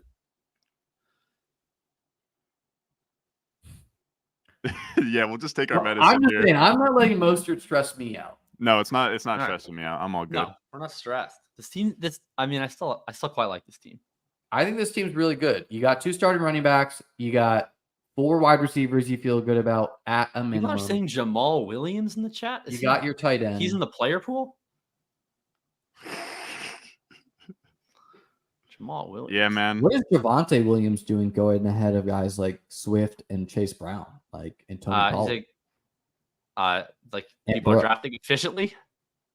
I Top 5 XFP running back room, lead back, extremely high talent profile from a prospect perspective. 2-year injury. Seems like this is a running back for sure, right, fellas? Probably. We are on the clock. Let's see here. Yeah, my vote would be my vote's Benson, but Wright's basically the same bet, so it seems fine to me. No, I think you just have to side with draft capital there, and betting against a 29-year-old running back seems profitable most seasons. The other name I'd throw out is Chandler. I don't know how people feel about him. Ooh, I prefer Benson. Yeah. My vote's Benson, but I wanted to have a Chandler conversation. Any love for Zeke, or are we gonna go Benson? No, my vote is no Benson. love for Zeke. Okay, Benson. I mean, all right, yeah. Benson playing New England and Carolina could literally be the key to winning money this year. Yeah, let's do Benson. Or wait, yeah, that's fine. Wait, what we was have the McBride, whatever. Like we could play both, you know. The slight weight is that Jalen Wright has a higher ADP. And I was just like, maybe we should go Jalen Wright. He didn't have a higher rank though, Ron. So like and that was after the first preseason game. So I don't know. I mean, Ray Davis, Jalen Wright, I have in a similar tier behind Benson. Both. Ray Davis randomly went super high in this one. Yeah, no, we're fine. We're fine. Yeah, I like Trey Benson. I think that the hate has gone too far. Like it's a 3rd round. It was the first preseason. Who still played the plurality of snaps in the second preseason game with all their other running backs healthy. Well, obviously Connor didn't play, and then Jalen Wright's gone. He wasn't making it back. Looks very, very good in the second preseason game. I thought showed way more of what I liked on tape at Florida State University. Like people forget that Devon Achane was one of the biggest smashes last year. Was a healthy scratch week 1 as a round 3 pick. Tyler Algier was a smash down the stretch 2 years ago, was a healthy scratch in week 1. Like the idea that Benson is not a threat to play like meaningful snaps just to Connor in week 1 is to me like very unimportant in terms of evaluating him as a pick. Like the idea, especially in managed, right? In best ball, we probably care that he's not going to have like the 35 to 40% of the backfield when James Conner's healthy. But in managed, that doesn't really matter very much. All that matters is what his contingent value is. And I still stand by the prospect profile. I think that the contingent value here is really strong. And he only needs 1 injury. Like Wright comes into a probably kind of a flex role if he gets 1 injury, because he's still going to be the clear number 2 in that split. We get 1 injury with Benson, and I think we're immediately putting him into the lineup. The other thing that's not guaranteed about Miami is like they were based on their previous years. They've not always been such a run-heavy team in the red zone, converting touchdowns that way. They were last year. Will that continue? Maybe, right? Like they're clearly good that way. Tua to me is not a difference maker, so you kind of need to be that way when you get near the goal line, where Tua cannot just throw you touchdown after touchdown. Mm-hmm. You need to punch it in by doing it on the ground. But it was an outlier season for them as far as like rushing touchdown production versus the pass. So is that sticky? I don't know. Seems kind of random to me. I like Jalen Wright plenty. If Jalen Wright and Ray Davis have good years, I'm having a good year. But Benson, I mean, like, come on, like we're gonna let him looking slow in the first preseason game. Did anybody watch the second preseason game? He looked really good. Right, and he looked good then, right? Come on now. You're like, and he's explosive. He's an explosive player. You just getting. I mean, Jalen Wright is too, so probably not the best. Yeah, but both good picks, I think. Yeah, both are good picks. But I don't know. Also, like we get a short a 29-year-old running back versus having to short maybe Achane and Mostert. We don't really know what's up with Wright. He got sat last week, which was like, whoa, is this a positive? No, he got banged up. He got banged up in the joint practice, so that was a nothing. I put a bunch of running backs in the queue of what I think are upside swings, and I think this team is like pretty set at swinging at the other positions. I just added somebody to the bottom that I would really like. Okay. I'll put your player top of the queue there, Ron. Agree. I'm going to add some names that I like as well. I'm adding some wide receivers too. Well, I said I was going to add some. I think I added one. Mike Williams went. I think Mike Williams is better and managed. Like we don't have to play him if he's not good. But I'm not taking him where he went in this draft. So in terms of solely my order preference, but I don't see big tier gaps here. Unless I don't have the most freshly refreshed queue, my top 3 picks would be 1 followed by 7 followed by 3. How do you guys feel about 3 in the queue? I have like 0% of 3 in the queue, but he's a good pick and manage. We discussed him on your stream last week, and I'm very bullish. You're in. Yeah. You like him more than 1? No, he would be third of. I'm 1 first, 7 second, 3 third. But I like all 3. I like all 3 as well. Other guys that you said 1, and then what's the other number you're saying? 7? 7. Yeah, I put a guy in the queue, different position. So there goes the one that we were referring to as 1. Just goes off the board here. So Chandler. After you're now 6, I view 7 pretty similar as far as like a good pick. So we can just say the names. I think at this point, I don't think that Team 7 is watching our stream. Ooh, that's another interesting one. Someone in the chat, the guy that Jonathan just said in the chat is also interesting to me. I think we should just take 1 in the queue now. Like he's not a player I like, and I'm gonna have a bad season if he's the key to winning, but he's a good pick and managed. Let's see here. Okay, are we on the clock now? Not yet. Next we're about to be. Okay, so I would be. So yeah, 1 in the queue is fine with me. I do think it's a pretty big tier break. Okay, so Polka's. I'm like 50.1% vote Musgrave and 49.9% vote Dobbins. So like you could sway me either way. I don't know. I like Musgrave. I also like 6 in the queue pretty equally to him as far as like a good upside bet, which is what Musgrave is. A little different bet, but I can see it. Man, I hate that I have to arguably a better upside bet. I'm okay with any name here though. I would say 1, 2, 5, or 6. Not very into 2 or 4. If you like 4 is like I like 4, and I like Mitchell too. I think I'm Dobbins. Okay, I'm okay. I'm putting my. I think with Dobbins. I have no objection. He's probably a roster clogger, but like whatever.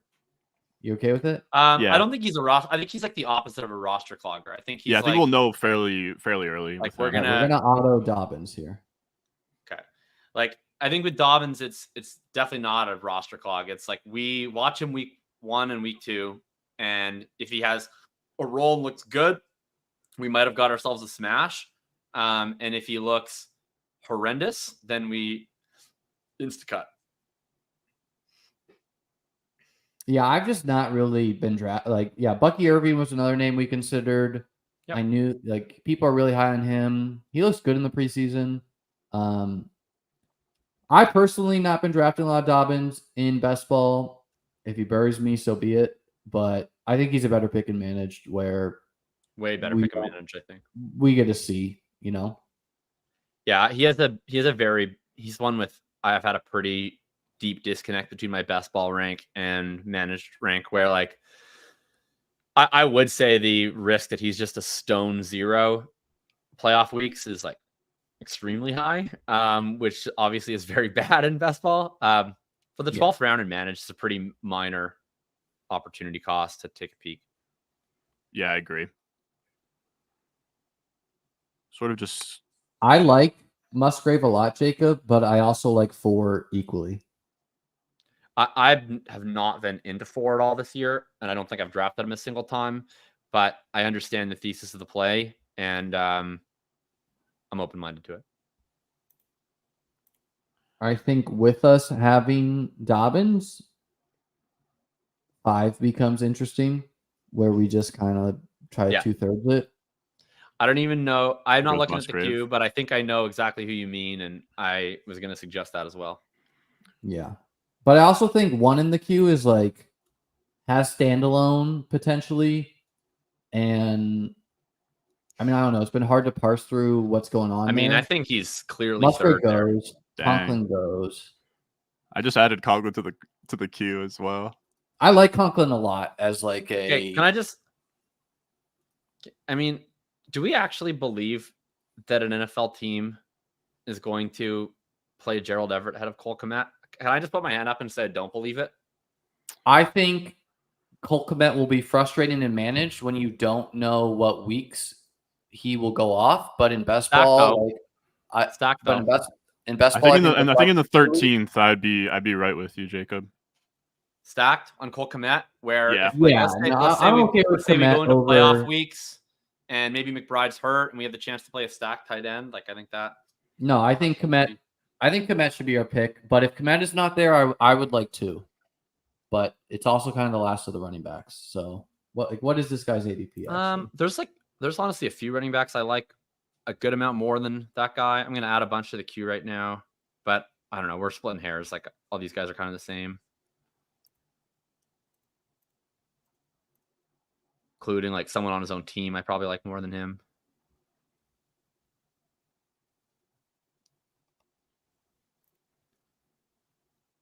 Isaiah likely goes. He was another guy who I thought was in the Musgrave tier. But yeah, I didn't realize Kmet was still on the board, and he's a better pick than both of them.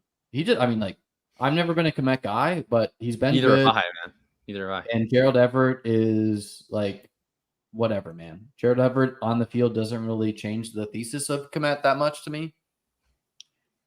We're probably like Kmet is comfortably worse than managed unless all of the Everett usage is just a full-on smokescreen. I mean, I think that like every after he goes is a huge tier break at tight end. I think. Eddie Texans rushing touchdown. We're cooked. We're cooked. Or just I think I'm gonna add Justin Tucker to the queue just to get back in the chat's good graces here. Oh man. Tank Bigsby going here. All right. Does team 3 cool. Team 3 just full stop at 3 wide receivers? Hey, that's interesting. We welcome them. You took Pollard and Spears. Well, you gotta. I actually think that's one that's not that bad. Yeah, but Ron, what if you're wrong with one? So you got to get the other. Just okay. So I actually think that's I think that's totally fine to do on like a mid-price backfield there, where like one gets hurt, you actually get better than the value of your 2 picks. Dude, I think we should take it's like comfortably worse than taking a Bengal, though. My vote's Mr. Kmet. Yeah, my vote's Kmet. The first time in my life, I think that I've ever voted for Cole Kmet. The Titans after him are so gross that I agree really it's correct, but it kind of it just feels a bummer because the second guy in the queue feels like it also tier break, but whatever. I disagree. You love that boy. I think he's just like not a good pick. Like I think he's the third running back on his team. That boy. That boy. There's a guy behind him is rested and he's been playing. Well, I think that's hard to parse through, Jacob. Fair enough. Like he's been banged up, played ahead, then didn't. Like I don't know. I don't know. I think that he's a I'm refilling my water. I'll be back. We're back in the chat's good graces. Komet's a league winner, fellas. Maybe That's in a good best player. There we go. There we go.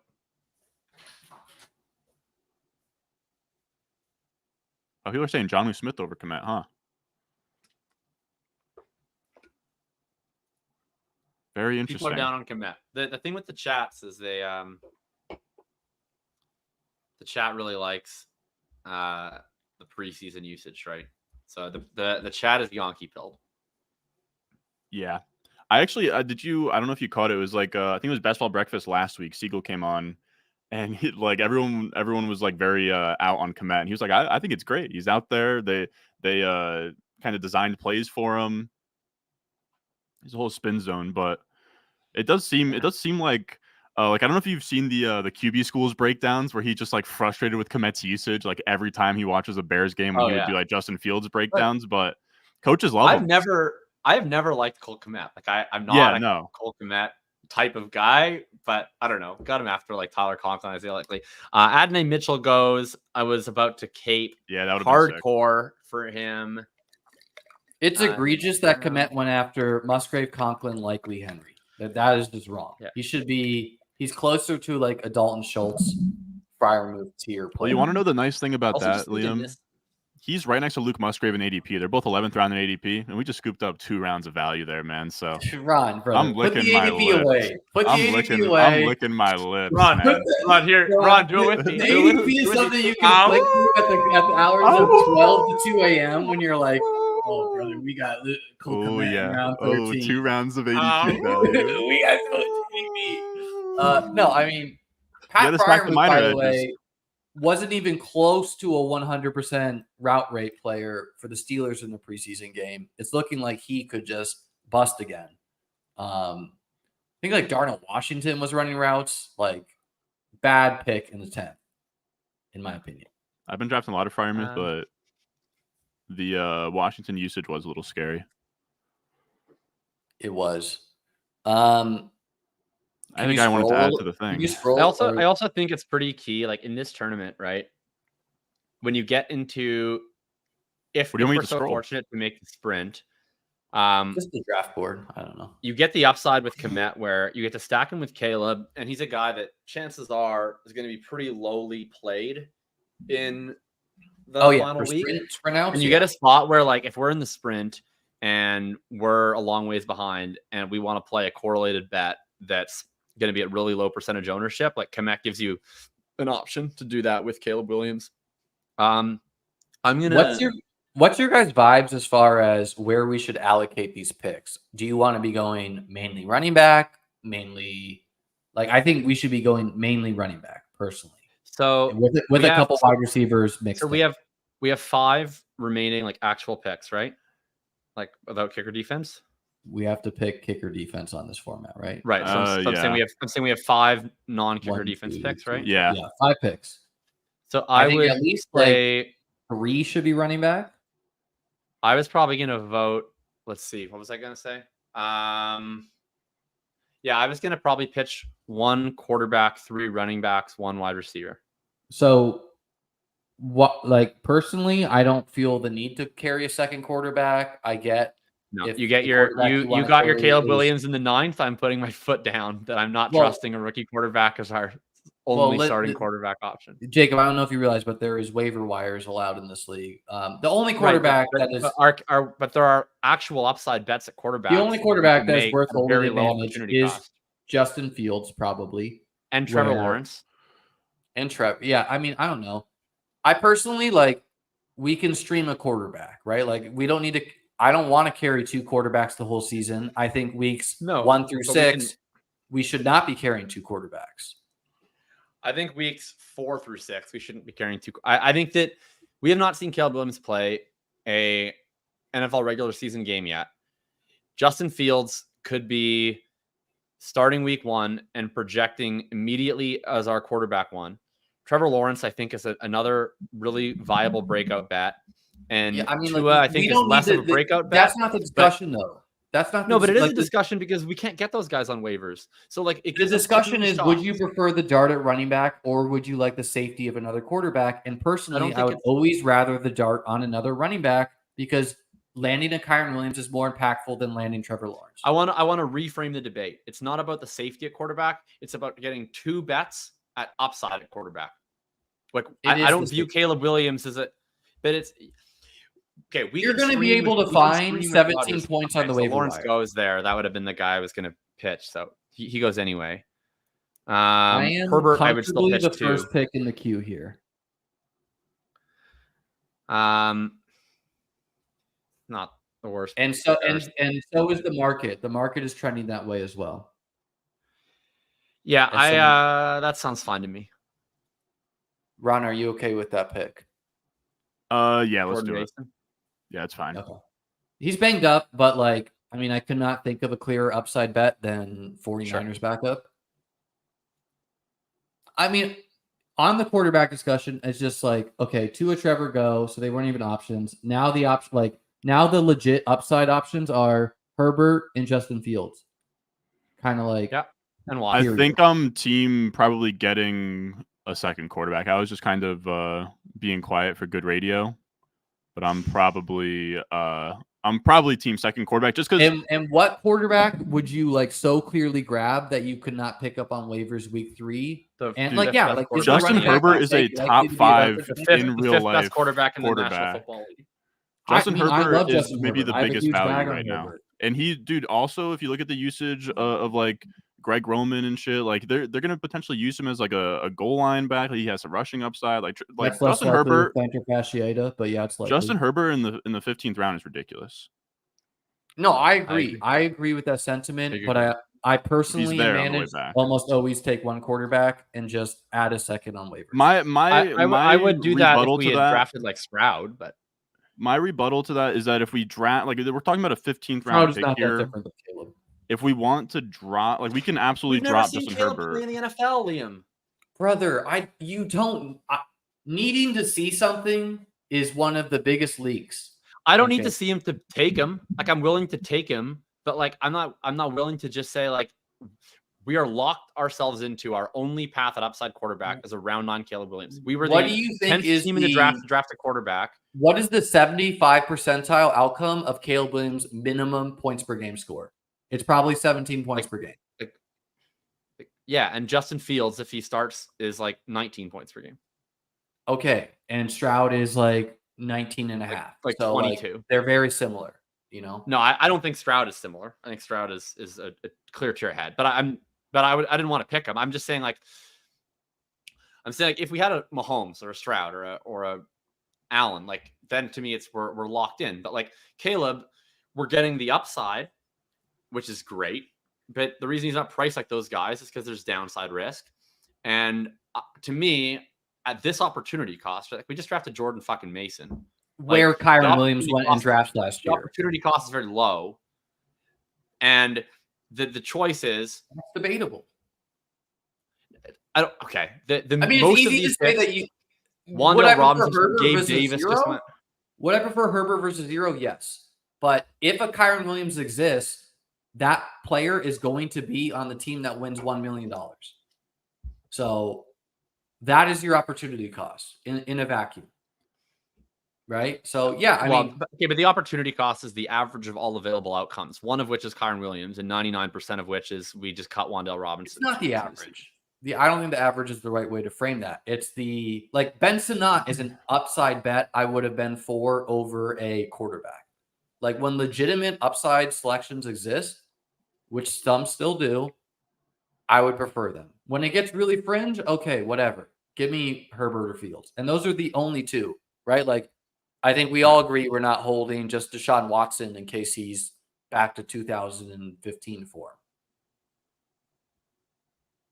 I mean, I don't agree with that, but I care less. You want to have a second quarterback no matter what. Like no matter what. No matter what with Caleb Williams as my first quarterback. You'd like to have optionality too in terms of like we don't know that Caleb's going to be like straight up matchup proof, especially early on in his career, you know? Like we don't know for sure. We could see Rome Odunze not being out there as much as we'd like. Damn, and there goes Herbert. I don't see a single game where I'm worried that Caleb only scores like 11 PPR points, or whatever quarterback points. We've watched Trevor Lawrence's rookie season before. Right? Herbert's gone, by the way. So the only one that remains is my vote is Justin Fields. This pick. Ron, how you're firmly a 2 QB guy? Yeah, if my QB1's Caleb, because I kind of feel like the guy Liam, you got your way on the Caleb pick, right? Like, can you just give us the second quarterback?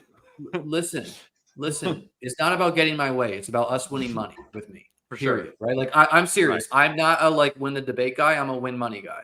So I'm okay with the quarterback pick.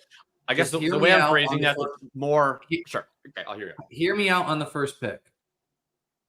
It secures likely a high valuable situation. If Fields goes, so be it. If you guys, maybe this guy will be there later, but my vote would be the first guy in the queue, and it's a little bit condom wrapping, but it secures something Liam, that we're going to want to have. Liam, you cannot possibly sell me of all of the possible names you could have floated. You're saying we have this opportunity cost. We can't devote a second pick to quarterback, and you're saying we should devote a second pick to 49ers backup running back? Yeah, because if CMC turns an ankle, Jacob, we just landed a league winner. A guy I think I'm on Fields here. That would be that's my vote is Justin Fields. I'm okay with Fields. It's slam Fields to me. My case I can see that you've been doing this in every single one of your drafts, so I kind of knew it was coming. I don't know. I think Caleb is enough of an upside selection. I'm not beefing with Caleb's upside. I'm beefing with Caleb's downside. Right? Like, okay, when I the way I phrased it before was childish, but if I'm trying to be adult about it, like when I say that you got your way, it's like you view Caleb Williams fundamentally differently than I do. So that's fine. Dude, we took Elijah fucking Mitchell. I put Fields first in the queue, so I didn't know it would do that. Oh my goodness. I'm serious. I thought we would just auto Fields. I'm sorry. I don't know if Jacob dropped because of that. I meant to take Fields there. If you could see the queue, Fields was first in the queue.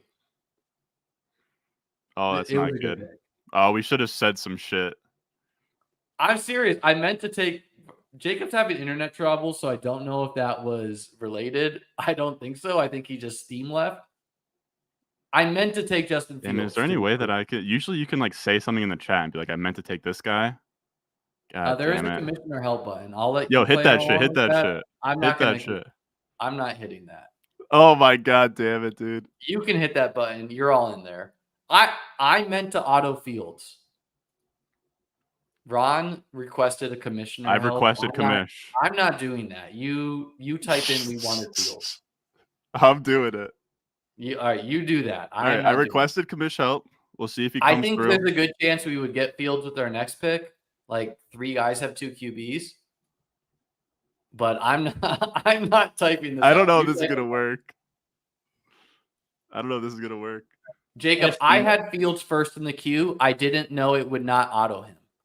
All right. To be clear, I didn't leave the chat out of protest. My laptop died at a very funny time. I didn't think you did. But that was not their request. That was not what actually Fields was first in the queue, unless one of you played around with it. I don't know if this site overrules. I gotta use the draft. Ron requested a commissioner help button to rewind this draft. Oh, commissioner help button is such a pussy move. I'm really against that. I've seen so many people use it. I've seen so many people use it that I'm using my one. I'm not doing that. I'm using my one commish help button to get Justin Fields. Okay. Oh man.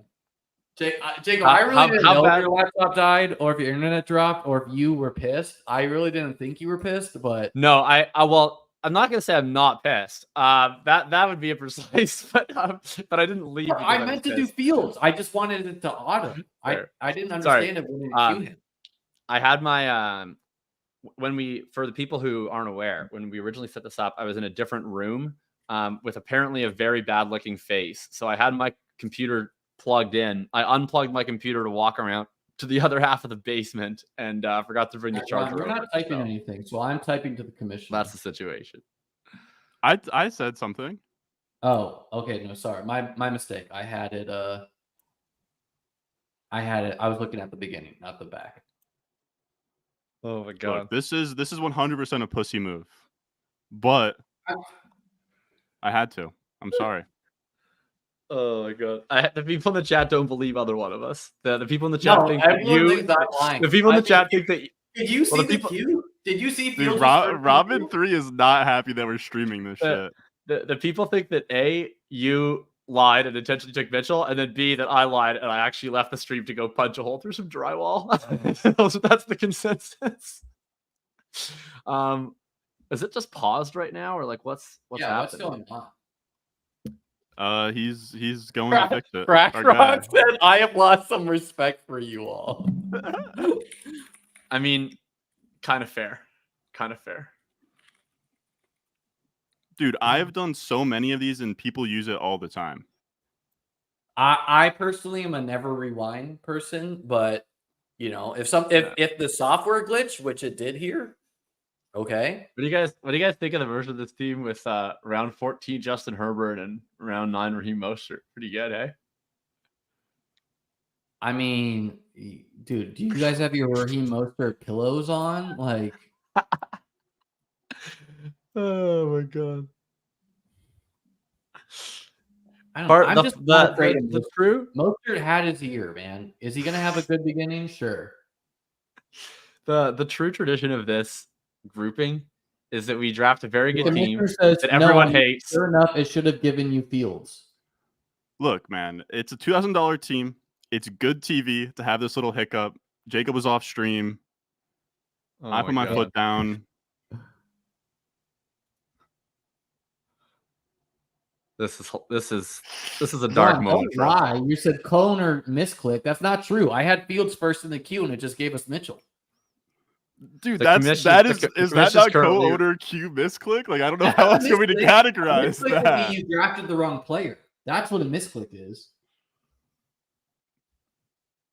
I don't know, dude. Oh my goodness. I don't know. I didn't realize we were going to take 14 For anyone out there hours. doing manage, I personally think it's a good idea to double up valuable backfields. All right, we got it. Embarrassing. Liam, I dare you to take Mitchell again. Yeah, just double down. The commission is diabolical. Someone said commission them back to the Mostert pick. Yeah. Hey, can you rewind to the 9th round? I didn't like how it played out. Yeah. Dude, I have no shame. I stream all of my high stakes drafts, and people do this shit over like second round picks all the time. On a meaningless 15th round pick that we clearly didn't mean to do. I don't give a fuck. I genuinely do not care.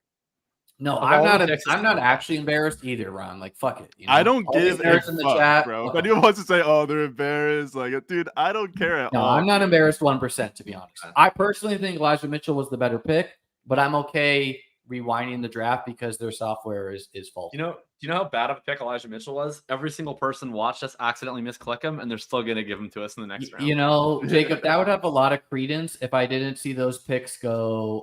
Ron, can you scroll up the board, please? So I can read out these guys' egregious picks. If I didn't see these guys go, dude, Ramen Justin 3 Jefferson is cooking us in the league. Starting quarterback in the league, and then they went Aaron Jones. Got to get the oldest running back in the league attached to the Vikings as well. Jalen Warren not playing week 1. Jalen Wright. How can you draft him within a round or two of Mostert, your guys' precious son? Like. Ty Chandler, the guy that conned him up, Aaron Jones. You're worried about who he's taking? Come on now. I gotta say, this is the most entertaining stream I've ever been a part of. I don't know if people love it. I don't know if people hate it, but this is. I am not gaslighting. I moved Justin Fields to 1 in the queue. Every single other time I did that and we autoed, such as J.K. Dobbins, they got picked to us. I don't know if this software prevents you from having a second quarterback or whatever, but that's what happened. There's a very good chance that's the case. Alexander Madison. Sorry, there's been a lot of like objectively funnier comments in the chat, but easily the funniest one to me personally is that after this massive debate over Mostert, over Herbert over Fields over stopping the draft. Someone just pulls up and is like, man, can't believe you guys went Diggs over Rice. We're an hour behind here. We've had a lot of debates since that, buddy. I think that was bad by us too. I'm with that commenter. You're telling me a Diggs fried this Rice? Got him.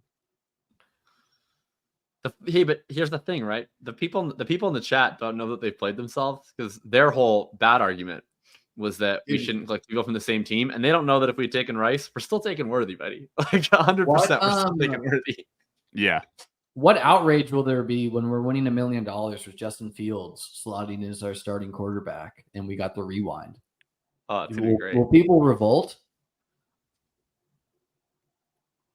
We're like the weird. We're like the 1%, because it'll be December and they will have forgotten we ever did this. If I'm being completely honest. Ron, you got some real tinfoil hat people in your commenting group here. You know what we're gonna do in this draft? We're gonna unite the realm, right? We've taken all of the weird people who thought the Bears should have kept Fields, all the people who wanted Caleb, and we've united them all to root for this fantasy team. I would have been Leggett over Fields too. You never have to convince me to draft Xavier Leggett. I'm just saying where I'm at there. Elijah Mitchell goes. I mean, look, like, am I bummed we didn't get Mitchell? Not really. I just think it's okay to double up a valuable backfield. I think it's okay in the 14th and 15th round. You know, anybody have ideas on what the hell we're picking here? Yeah, I got a lot of ideas. I like number 1 in the queue. I like number 3 in the queue is number 1 for me. I also like 5. Well, I just added 2 names, and I like both of them. See, that's what I think happened. I only see 4 names in my queue right now. Yeah, the problem is anytime someone adds, it doesn't update unless you refresh the queue. See, that's what I think happened is I moved Fields on my end, but one of you added a player after I did that, and so that was the most recent queue. That's almost certainly what happened, actually. Yeah. Yeah, that's probably what happened. Because I put Fields at 1, and then I think that's what happened. I want to make sure. Braylon Allen's like gone like forever ago, right? I'm not crazy. Yeah, he went in the right after Ray Davis. I'm cool with Shipley if that's the one of my highest drafted players. I'm down with him. Yeah. Oh, what an honor. I also think pick 5 is a good managed pick, but the vibes are low. Agree with that, but I do think it's fine and managed. Although my only concern about taking Pearsall is that we have a tendency to struggle to cut the ceremonial wide receivers that we've drafted. Yeah, I know. I tried to cut John Mingo many times. It was hard with you two. All right, let's do Shipley. In for a longer stay. I love Will Shipley. Yeah, let's do Shipley. I mean, look, Gainwell probably will start as the 2, but we saw the Gainwell experience last year. I'm very confident that if Barkley actually gets hurt, that Will Shipley will quickly prove to be the guy. I would be down to take one of the 3 rookie receivers as well. Yeah. Also, of course, have Justin Tucker, fellas. If you want to get in the good graces of the chat, I mean, we could save the whole night with a 17th round Justin Tucker, man. Ron, can you conduct me, please? I mean this very disrespectfully. I don't care about your chat's opinions. Ron, can you please conduct me? Oh, I'm conducting. Ave Maria. What is this? No, someone doesn't watch Ship Chasing. I watched some of it. Have you ever seen Justin Tucker sing Ave Maria? And it's the Ship Chasing clip for Justin Tucker is Justin Tucker singing Ave Maria. No, I can't say I even know what Ave Maria is. But I'm also uncultured. I'm uncultured. You don't know what Ave Maria is? I don't know, dude. My time and space has all collapsed into one in August. And this is some Wedding Crashers type shit, Ron. What's up? Wedding Crashers type shit. What does that even mean? You know, like in Wedding Crashers, they like have that scene. Ave Maria. I don't know. I haven't watched Wedding Crashers. I'll just be straight up. You've never seen it? I'm a young lad, man. Ron, I don't know you that well, but I feel like you would really like that movie. You should watch that. I'll put it on the queue, man, for a rainy day. You should watch that. I'll get back to you. It's hilarious. Okay, Ron, can you please share my screen here for a moment? We need to give you some culture. We need to give you some culture. Okay.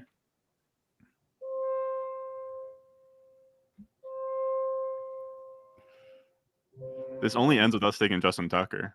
I'm not taking Justin Tucker with the next one. Doesn't this just bring the vibes back up for us all? No, this is great. I think the vibes are fine. Like we had a debate about like 3 picks in the draft.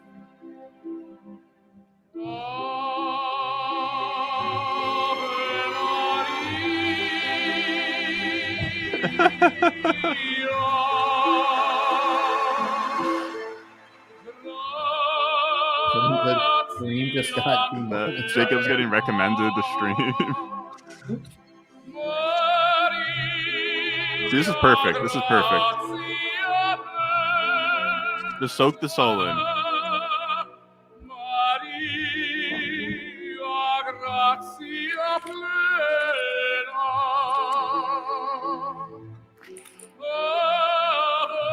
Yeah, this is just beautiful, man. Someone said 28 million views is wild. Someone's not familiar with the game of Luciano Pavarotti. Hey, Ron, we're up in 2 picks if you could pull up the board, brother. Oh, my bad. All right. Thanks, Pavarotti. Appreciated that. Maybe that had to have been a scene in The Sopranos. I quite like number 4 in the queue, Ron. I imagine he's close to your heart.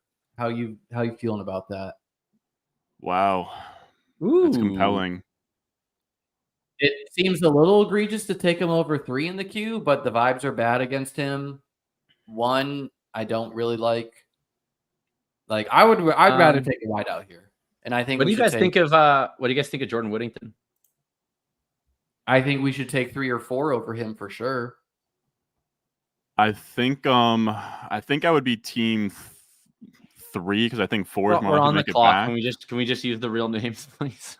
Yeah. Well, we want people to fall back to us. Okay. Jacob, okay. Can you use the private chat then? Just so I make sure I have the most updated queue. The 2 wide receivers. We got the 2 receivers in there. Okay. 3 I like is more likely to make it. 4 is more likely to make it back. We have 20 seconds. Okay.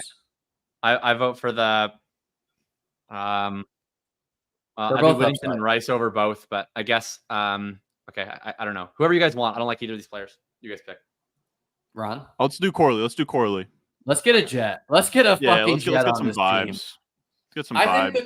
I think Corley, like the hope for him is that he's like a poor man's Rashee Rice, where he doesn't run a full route tree. He's a yak god, and Aaron Rodgers comes to humility and accepts that he cannot play Allen Lazard if he's going to sniff the playoffs, and he needs to get Corley involved, right? And so like Pearsall, 1st round pick. Okay, that was the other guy we were considering at wideout.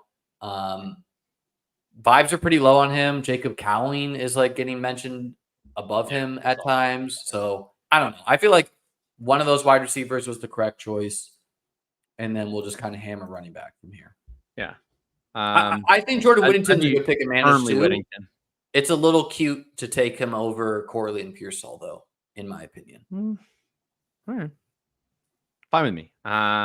Did you say Rice as well, or is that the only guy you were looking at? I don't know. Like I'd have been Jordan Whittington or Brendan Rice there. Oh, I like that call as well, dude. Starting receiver for the Whittington, yes. Brendan Rice. Jerry Rice's son. You're out. I mean, I know DJ Chark got hurt today, and he was playing over Chark anyway. That is a preseason game without Justin Herbert. Like, what can we read into that? I mean, okay, so when a 7th round rookie is playing ahead of an established starter who's active in a preseason game, like I think we're allowed to care about that. The Chargers beat Daniel Proper. Maybe we don't respect his opinion. Maybe we do. Said Rice is in a battle with Samini Fehoko to make the team.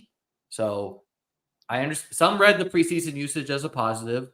Others are saying he's debatable to make the team, who I assume is going to the practices. So I don't know. Like I moved Rice up my rankings.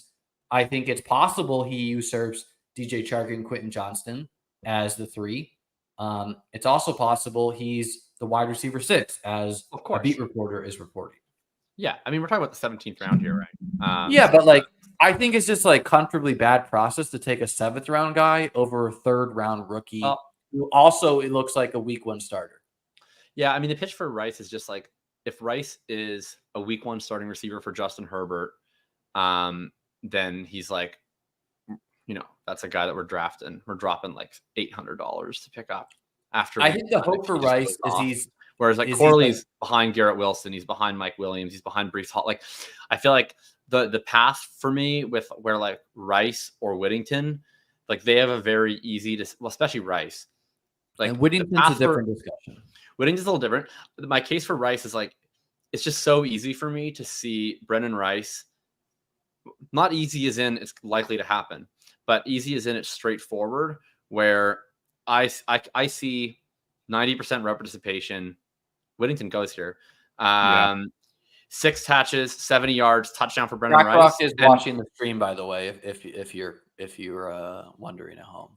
So Liam, I'll put it this way, because you're one of the things that I think you're best at in like the whole fantasy football space is like reacting to new information. If Brennan Rice has 8 targets, 6 catches, 70 yards, touchdown week 1, like, are you not telling us to put $907 bid on? I don't think I'd go that high, but like, what I was going to say about Rice is I think the hope for Rice versus a DJ Chark is that Rice is 60 to 75% of what Puka Nacua was. That seems significantly blocked when they draft Ladd McConkey in the 1st round, who is the overwhelmingly correct bet to be that type of breakout. Well, of course. McConkey goes in the 8th.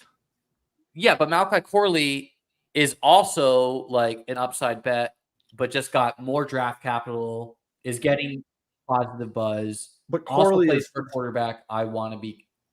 But Corley is probably on a worse offense, and or at least a worse quarterback, and he's behind 2 other superstars. Like the thing with Rice is like you have probably, in my opinion, like the 4th best quarterback in the NFL. We're on the clock. Their running back suck in a second here. I'm between Baker and Rice. I'm still voting Brennan Rice, but I'd also be fine with Audric Estime. If we're going running back, I want Estime or Hull. If we're going wide receiver, Rice is fine to me. I also think Demetric Prince and Carson Steele are good running back picks as far as trying to land the cheap RB2. Let's do Rice. That's my bet or my vote personally. I'm okay. Do you think this team needs running back help or wide receiver help more? To me, wide receiver. But so to me, I think it needs running back more. But I'm okay with you. I just think we have an opportunity to learn more. Rice is the one I have faster than anybody else. Rice is the one I have Rice. Let's do Rice. Let's do Rice. Okay. Rice Draft him, Liam. I'm going to pick him so we don't get this thank you, God. rollback thing.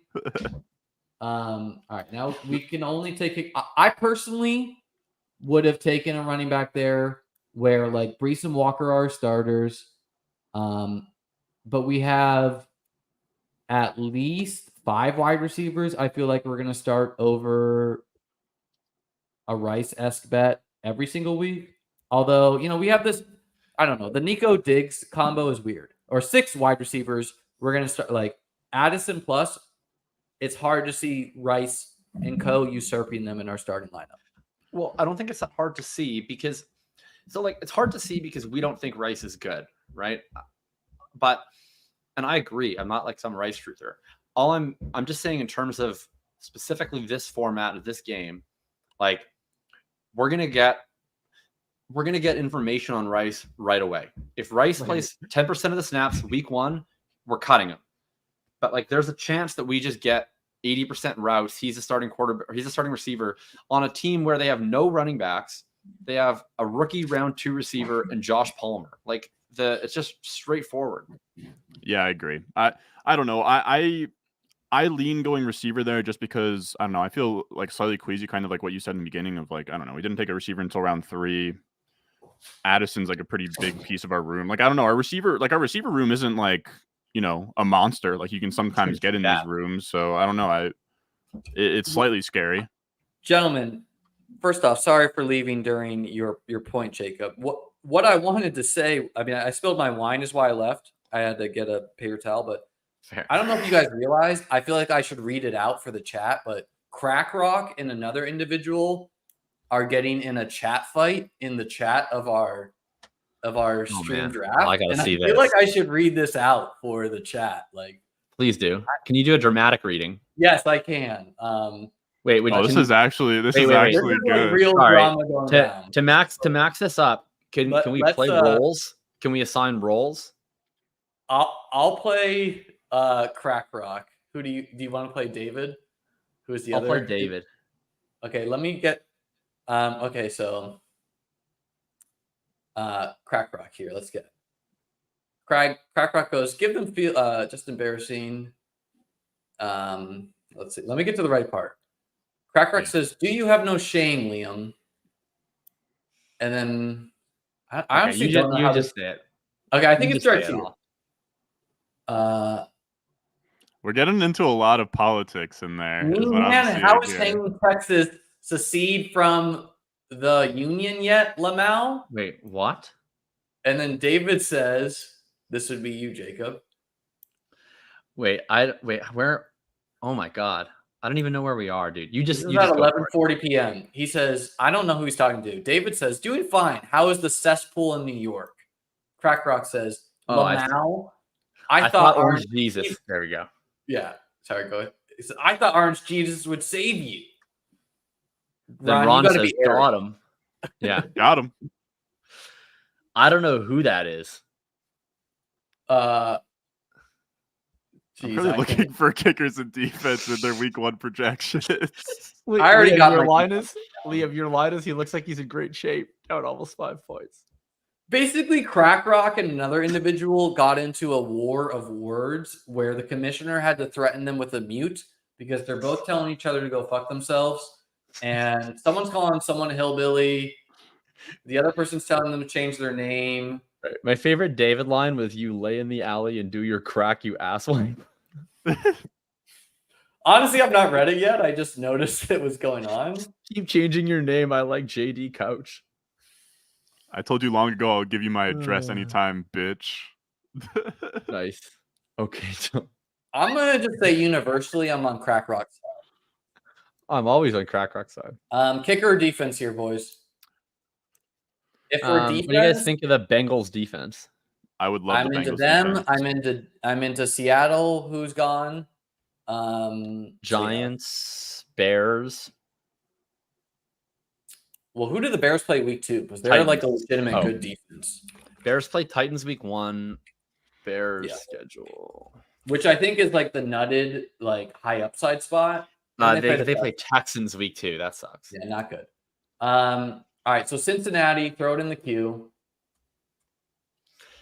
But Bengals are also useless week 2. They get the Chiefs. Yeah, but whatever. They at least get the Patriots. If we could withstand that, then they get Commanders and Panthers. Would you rather? I think we should pick up a free look defense. Either Eagles, Packers, Ravens, Chiefs. Wait, but then do we have to cut a player to use the free look? No, we get to cut that defense. I say we just go Bengals. That'd be my vote. We'll just take the Bengals. What I was trying to make, we were running low on time, is that if you take a team like the Eagles, you can see if they score well against the Packers, and if they don't, you can cut them and pick a different defense up on waivers. Sorry, so I actually would you be able to take them out of your lineup to do it? Way? Because I feel like you don't. I feel like it doesn't work that way when I've done it before. Say again for me, Jacob. So I could be wrong, easily could be wrong, but I don't think that it works that way. I'm pretty sure that you have to put them in your lineup on the day of the game in order to count their score.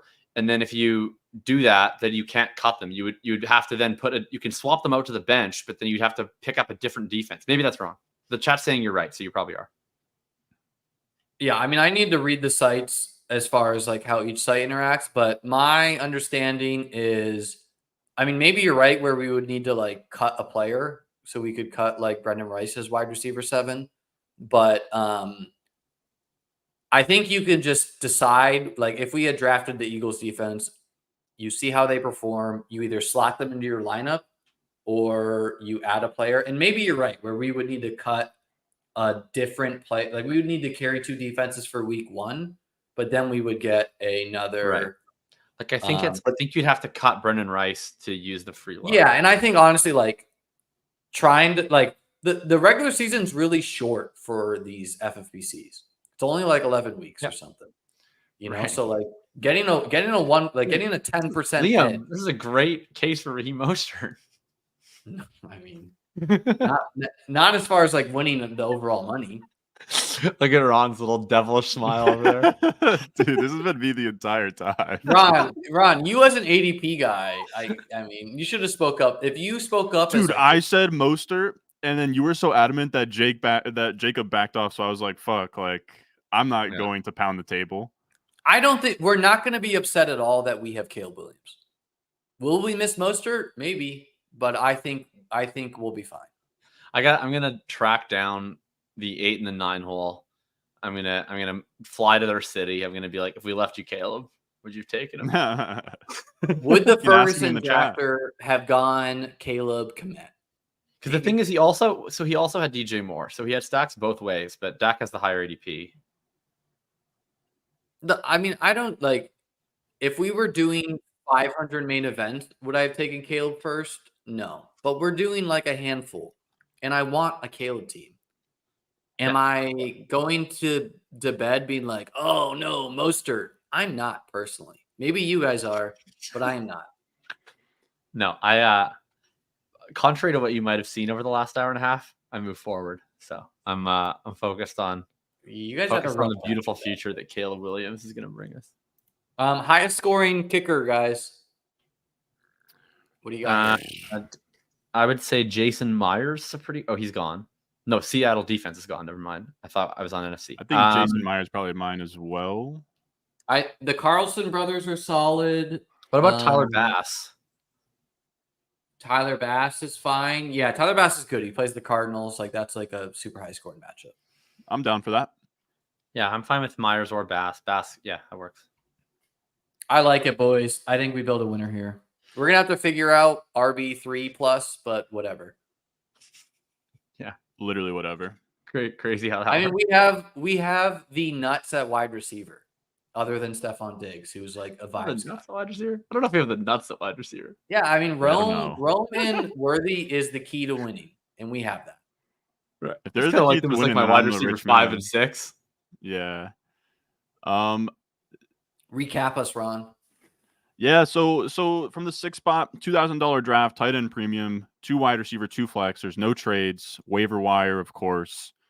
We go Brees, Trey McBride, Nico Collins. Sorry, focus on the big thing. We're drafting for $1 million here. Oh yeah, we're drafting for $1 million. Buy-in. For $1 million big ones. That's like 8 billion Canada for Jacob. Nico Collins, Stephon Diggs, Kenneth Walker, Xavier Worthy, Roma Dunze, Keon Coleman, Caleb. Could have gone most, but we didn't. We went Caleb, and then we went Jordan Addison, Trey Benson, J.K. Dobbins, Cole Kmet, Jordan Mason, Justin Fields, Will Shipley, Malachi Corley, Brendan Rice, and then a defense and a kicker. Thank God we got the misclick Kamish help. Shout out Kamish. You're a saint, brother. Thank you for holding it up, holding it down. 15th round backsies. So how do you feel about the squad, fellas? I like it. Go ahead, Jacob. No, you go, Liam. There's only like 1 or 2 spots I would nitpick, but Ayuk would have been sick, man. This Ayuk fall, that one stung. I didn't feel good about the Diggs pick. It's not my preference to double up same team wide receivers in a format where we're chasing $1 million weeks 15 through 17, where it just seems a little bit thinner. I would have preferred Rice. I would have preferred Higgins. I would have preferred Flowers. I wouldn't change any of our next couple picks.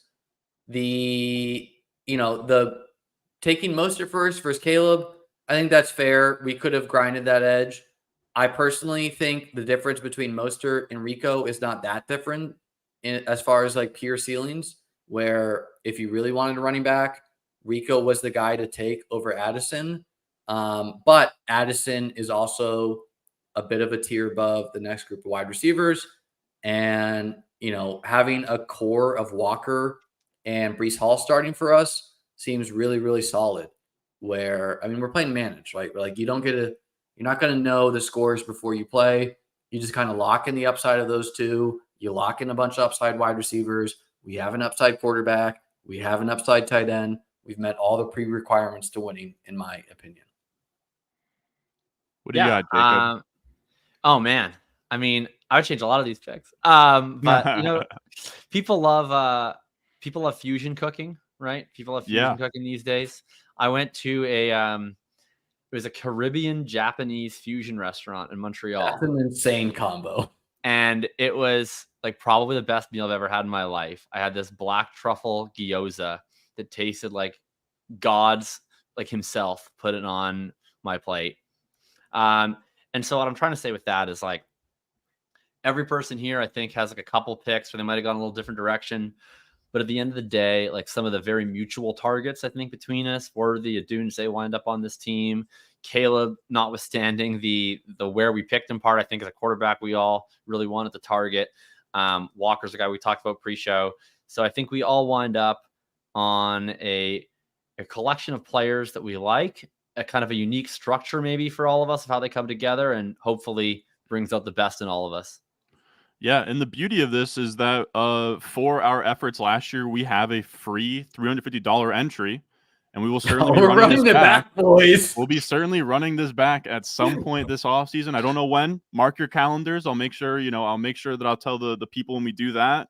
I don't know. I'm debating myself if I want to do another, like, I don't know if it would be a co-manage or if I want to do another main, but these rooms are weird with the tight end premium. But regardless, I do appreciate everyone coming out here. Dude, it's hit a record. I had 1,000 just on my stream for a second there, so appreciate everyone coming out. It was good content. I know the chat. I know that we had feuds everywhere. We had feuds between us, feuds between the chat. A lot of people didn't like my energy. That's the Northeast energy there. But that's fine. That's fine. Welcome to Ron's stream, man. The chat doesn't beef with Ron's guests. The chat is always the chat beefs with me half the time. Like the chat, you just have to, like, the chat's its own entity that you kind of just have to. You just have to kind of let it simmer. Yesterday, I had to ban somebody for the first time because he was getting out of pocket. But so that was fun. I will say, if you guys want to plug anything before we get out of here, I'm gonna pretty much, as soon as we're done here, I'm going to just fall into my bed and go to sleep. But I'm curious, you guys have anything coming out? Any big moves up here? I'm sure I will try and write something this week. I'm not sure what I'm going to write, to be entirely honest, but I do have recent articles. I just did a mailbag that I did all the answers for yesterday. That was all in relation to my rankings, which I released, which are still up on the site. If you're interested in high stakes stuff, I did a full draft review of a entry into the 350 FFPC where I drafted just solo. So it's a little easier to do a recap on that. My thought process, I'll be on with Gretsch on Wednesday for his best ball stream. We'll be on Davis on Thursday, and find me on Twitter if you're one of the people in the chat that does not hate my guts. No, there's plenty of Jacob fans. It's a loud minority. You're streaming on your own channel right now too, but you can certainly kind of plug your stuff or whatever to the people. Check out Liam's channel. Yeah, I had 3 streams today. This was my 3rd. I was pretty tired for it. Iron Man. You can check out my work at beatbestball.com. Definitely going to have some strategy articles coming out this week, ranking update coming out tomorrow. But I think the big strategy argument for sharp drafters is, what are you doing in round 2 in drafts? Are you going elite tight end, which is what Ron and I chose for us this draft? Or are you trying to double up on the round? Are you trying to get Nico and Waddle? Are you trying to get Olave and Waddle? That is the question which we kind of agreed is the key. Personally, Ron and I settled on elite tight end. That's how I want to be playing it a lot. I want to land on McBride, Laporta, Kelsey, Kincaid. Like, I want one of these guys. I'm tired of streaming Musgrave and Co., which is what Ron Jacobs. Well, I don't want to do that. I don't want to do that. I think the it's not the only option.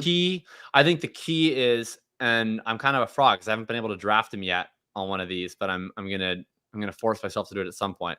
I think the key is Bowers and Kittle, where they go. I think that's where the tight end has the largest comparative advantage, is after you get out of the Nico Waddle group, you get Bowers and Kittle going next to like Kittle went around 4 in this draft. Right. But we didn't really like our round 4 pick. No, I really would have liked Ayuk. Again, Diggs wasn't my favorite pick, but like whatever. You don't need every pick to be the key. Like maybe Nico rolls his ankle and we're starting Diggs with confidence week 15. You know, like it's football. Crazy things happen. Totally.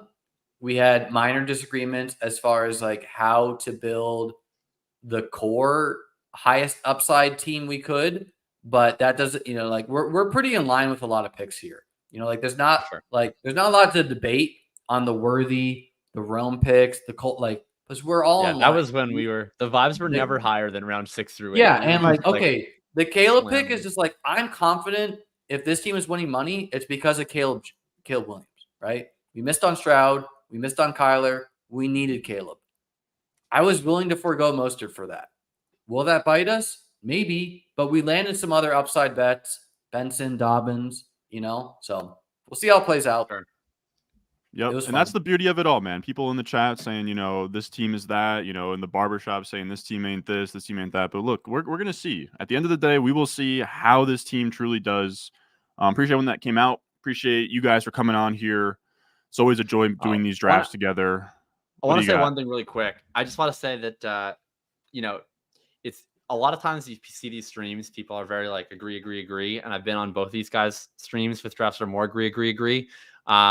To be clear, I think like Ron and Liam are two of the sharpest people out here doing stuff. And specifically two of the people that I think are super sharp that I don't always constantly agree with. So super fun to get a chance doing a draft with them. Hope no one takes the thought that some of the animosity over the pick is anything but passion over $2,000 being on the line. But absolutely love both of these guys and super pumped to be running this back. Yeah, and I mean, like, I was right last year about Ayuk over Deontay, so, like, I'm probably right most years. No, I'm kidding. No, Jacob's 100% right? Like, you should have people pushing your priors, and frankly, it's uncomfortable having your priors pushed at times because we've been drafting teams since February, not May, not, you know, January, right? Like, we've been drafting big board teams, and being truthful, we don't really know that much more. It's really like confirming priors, you know, whatever. It's warping war of things. I think everyone brings a good thing to this team. I know me, Ron, and Jacob have a really good chat where we grind the waivers hard, right? Like we are like, absolutely. What do you guys think here? What do you think here? Like we are trying to win. We are probably going to do it to the haters' demise, but this was fun, Ron and Jacob.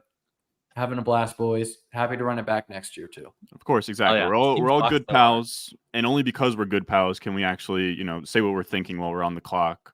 But with that being said, this was long as hell. Appreciate everyone coming out. As always, subscribe, leave a like, and I will see y'all in the next one.